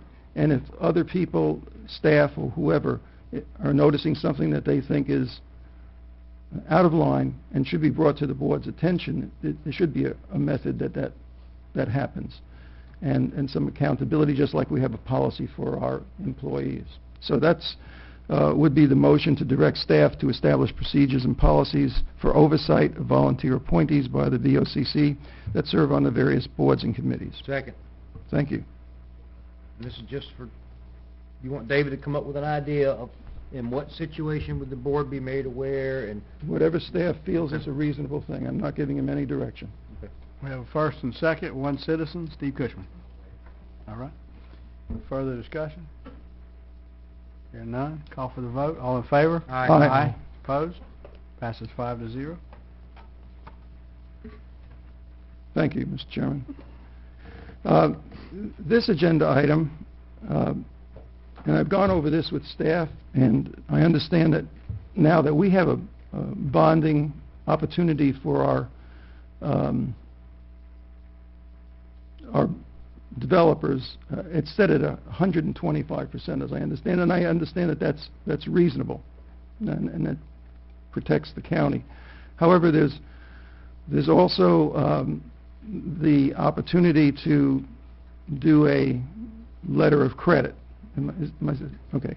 And the letter of credit can be used instead of a bond. It makes it potentially more difficult for the county should it need to exercise that to get its hands on the money. And even with a bond, which is, as I understand it, easier for the county to get, it's not all that easy, but it's easier.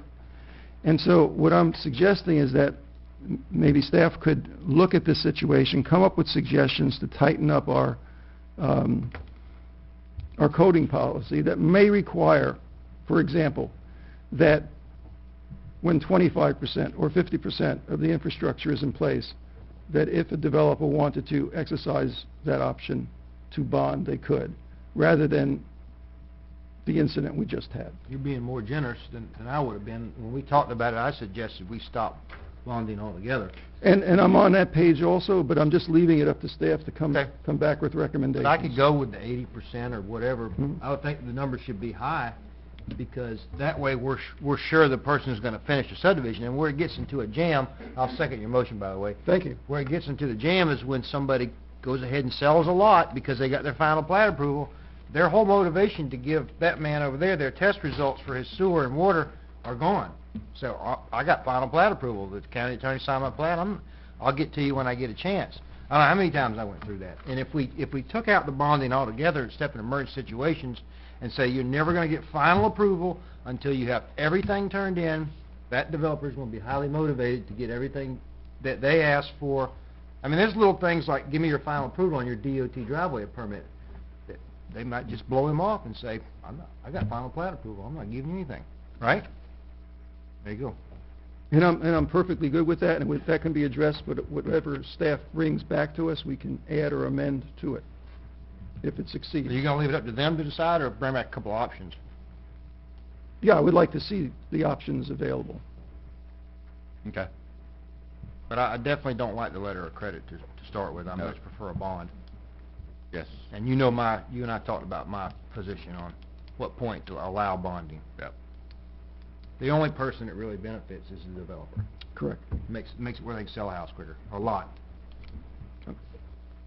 Further discussion? And that's how we got in a jam, by the way, in a lot of these Panacea subdivisions, that they would bond it or let it credit. They'd sell the lots with no infrastructure built to speculative people. They'd go bankrupt. We couldn't get our money, and now they own a lot with no infrastructure. Now, hopefully that won't happen again in my lifetime, but, you know. Good. Very good. Any further discussion? All in favor? Aye. Opposed? Passes 5-0. That's 2 5-0 votes, and you're right there. I must be dreaming. County Attorney. You guys are feeling badly for me or something, you know. What is sympathy votes for your I back know. I got you. Mr. Chairman, the first item is request board approval of a settlement agreement between the Florida Department of Health and the Wakulla County Ambulance Service. Back in August, the county received an administrative complaint from the Department of Health against the ambulance service, alleging a violation, a paperwork violation for failure to maintain an accurate and complete patient record. In full disclosure, the patient records that we are talking about here, at least a portion of them were actually stolen from the Wakulla County Ambulance Office in a burglary. It was investigated by the Sheriff's Office. The Department of Health was not overly persuaded by that fact. They thought there was still a technical violation, so what we have done is sat down with them and negotiated a proposed settlement agreement. What the settlement agreement provides is that Wakulla County, we do not admit any fault, we do not pay any fines. We have already taken certain security and quality assurance upgrades that are outlined in your attachment, which include tracking key fobs, changing physical locks, having individualized passwords for the Sonatrol system, having additional staff education on record keeping, which to just let you know, they did that before they even got the complaint, because that was part of their internal procedures, was to go through, and when something happens, when issues occurred, they always go through QA, and they had already done that. So the Department of Health was happy with that. The additional item that is included in the settlement agreement would be for the county to purchase 8 tablets that would allow us to have electronic patient records, so that we would not be wedded and relying on a physical record that could be lost or stolen. And we would have to expend approximately $3,500 to purchase these tablets within 90 days of the execution of this agreement if the board decides to approve. Second. Now, I didn't see that purchase these tablets on the agenda item anywhere. Was that? Attachment 2. It's in the attachment. Okay.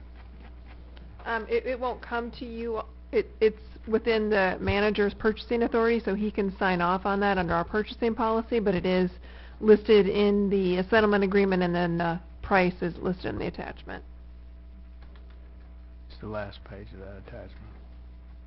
All right, we got a first and second. No citizens. Any further discussion? Hearing none. All in favor? Aye. All opposed? Passes 5-0. Thank you, Mr. Chairman. The next item is not an item that I'm requesting any action on. This is merely an informational update for the board regarding the pending litigation that we have, both judicial and administrative. You can see there's about 4 active matters right now, and then the 1 administrative matter, which we just took care of. So there are also a bunch of matters that are listed only by case number at the end. Those are foreclosure items, not where we are foreclosing, but where the county has been named as a defendant in a foreclosure because we have a lien sitting there. It could be a code lien, a ship lien, something like that. From our standpoint as the county attorney, we respond to those, we answer a complaint so that we're not in default, but we don't expend a lot of time. We monitor the action. If there would be excess surplus proceeds, we would apply for it at that time, but in most cases our liens get wiped out and there are not excess proceeds for us to take advantage of. If you have any questions about any of those matters or any other issues, you can reach out to me, or I can answer them now. What's our exposure? It looks like there's maybe 4 items the individuals suing the county. Do we have a lot of exposure on these?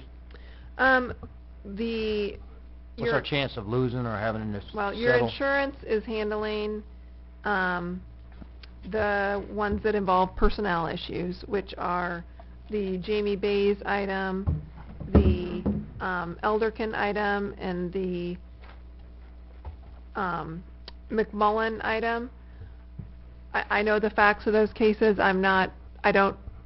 I had to roll the dice, which is what you're doing because we'd have to be predicting what a court would do, I don't think the county has did anything wrong. I think you have good and suitable defenses to those 3 matters. We are, on behalf of the county, we are handling the Mathers versus Mitchell, which is really a private lawsuit over a private road that the county has been pulled into because one of the parties is trying to assert that it's a county road that we should be taking care of. Again, I think you have good and suitable defenses to that, and I wouldn't expect that your exposure would be very high. Our if at all. lawsuits have gone down over the last several years, would you say? Yes. Debbie's shaking her head yes. That Yes, they saves have. money. That saves real money. Yeah, we try to be very proactive and work with county staff in order to try and head those things off before it gets to a lawsuit. And we're happy that the amount of lawsuits have decreased, obviously. As I said in the item, anyone with $400 can sue you. But we do try and make sure that you're in a good position to be successful if you are sued. You did give your firm some credit, we'll say, for the reduction of lawsuits, but I think David probably had something to do with it too, just, getting good personnel policies and just dealing with things I think it's in a different cooperative ways. effort. Yeah, cooperative effort. And I'd like to I'll just take credit for it too. add one thing. The foreclosure list there's one with the company that I work for, AmeriFirst. At the last meeting, I refrained from voting, but you guys voted to subordinate the ship lien. I've heard from corporate they've received that it's been processed, and that foreclosure will be dropped as of March 1st, and so that's one off the list. Any other items for the county attorney? No, sir.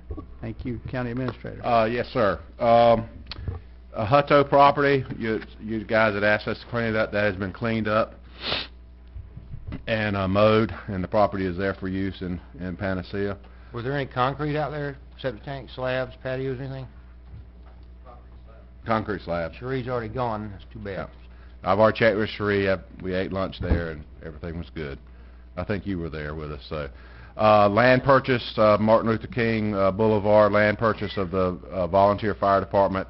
The Centennial Bank failed to negotiate with us, so therefore we dropped the contract, so that is done and over with. Did you tell Chris Russell about that? Yeah. Brought it up again, Yeah, okay. yeah.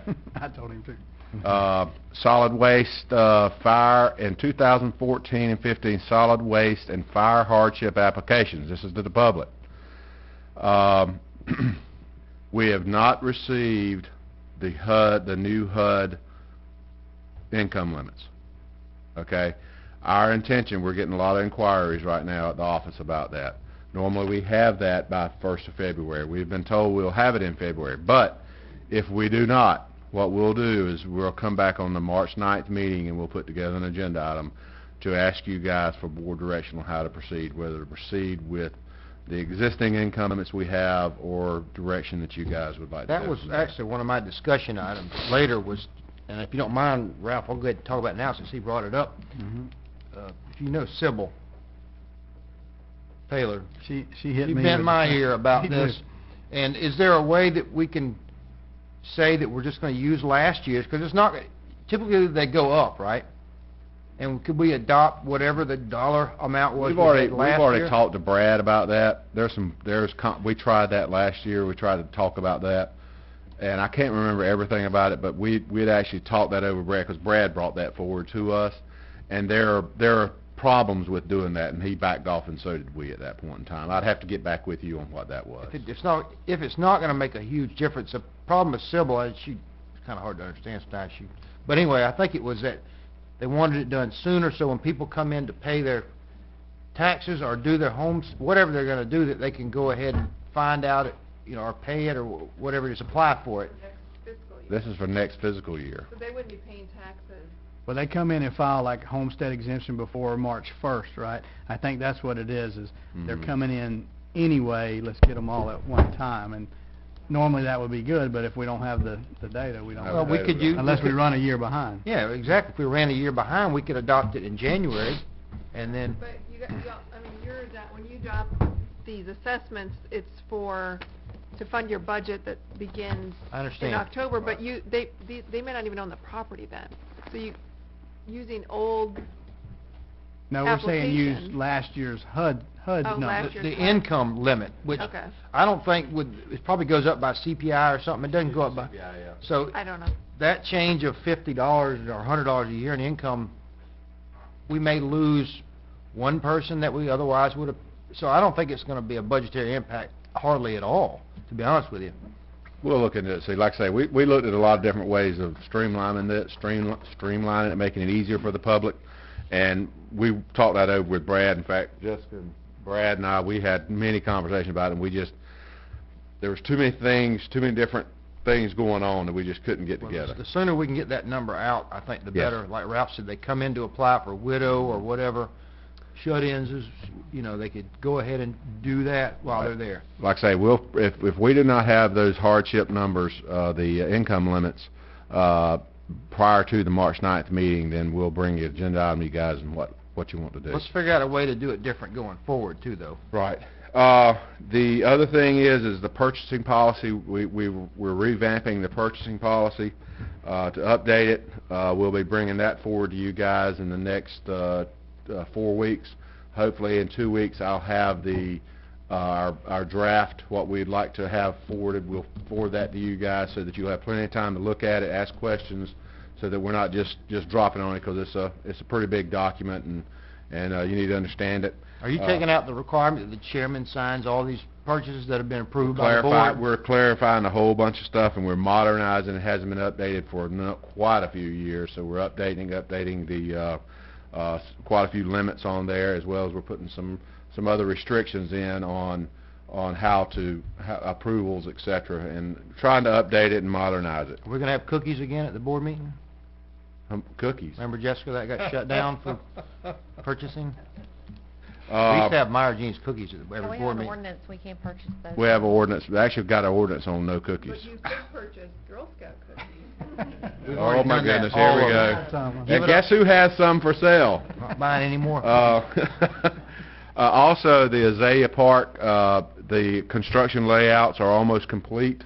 and they're hoping to move some, they'll hope to start mobilizing in towards the end of this week. So, but like I say, they are doing what you're seeing out there now is their construction staking, and hopefully C.W. Roberts will be mobilized in the end of this week. I assume those are offset stakes, Brent, not where the trail's going. They go right next to trees. Yeah, I just know they'll people be are gonna drive offset. by and say, Be all set. Yeah. They're all set. So anyway, that's what's coming to you, and that's the update. So that's all I've got. Very good. Any citizens to be heard?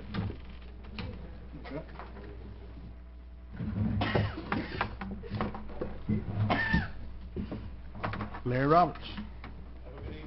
Thank you, sir. Sir. Steve Cushman. Hey, Thank short you. and sweet. Very good.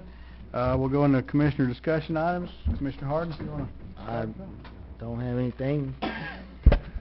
Basically, I'd like to tell the people on Otter Lake Road in Panacea that it seems like that road will be resurfaced in late summer.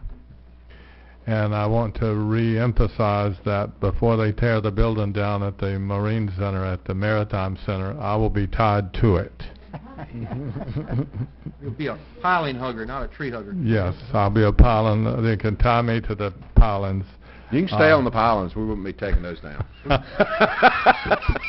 Or for the for the benefit of the taxpayers of the county, if we keep that building, I may do the same thing. Because anyway, David gave a presentation at Shell Point on the new boat ramp over there, and we should be proud of his presentation because it was just really, really good and really factual. And it seems like the thing that came out of that's the people in the homes that are around the basin there, they're concerned about minimal light pollution. And my response to everybody is that we will do absolutely everything within our insurance policy for minimum light pollution. And I talked to David today that he should look strongly for some additional parking, because that's going to be a problem quickly, and we need some overflow out there too. So that needs to be sort of like real high on right there with you. priority. Yes, sir. Okay, but anyway, thank you so much. That's it. Just one thing, just a reminder that the public hearing for FDOT will be this Thursday at 6:30 at the Community Center on the northern portion of the 319 expansion. Believe it or not, nothing from me.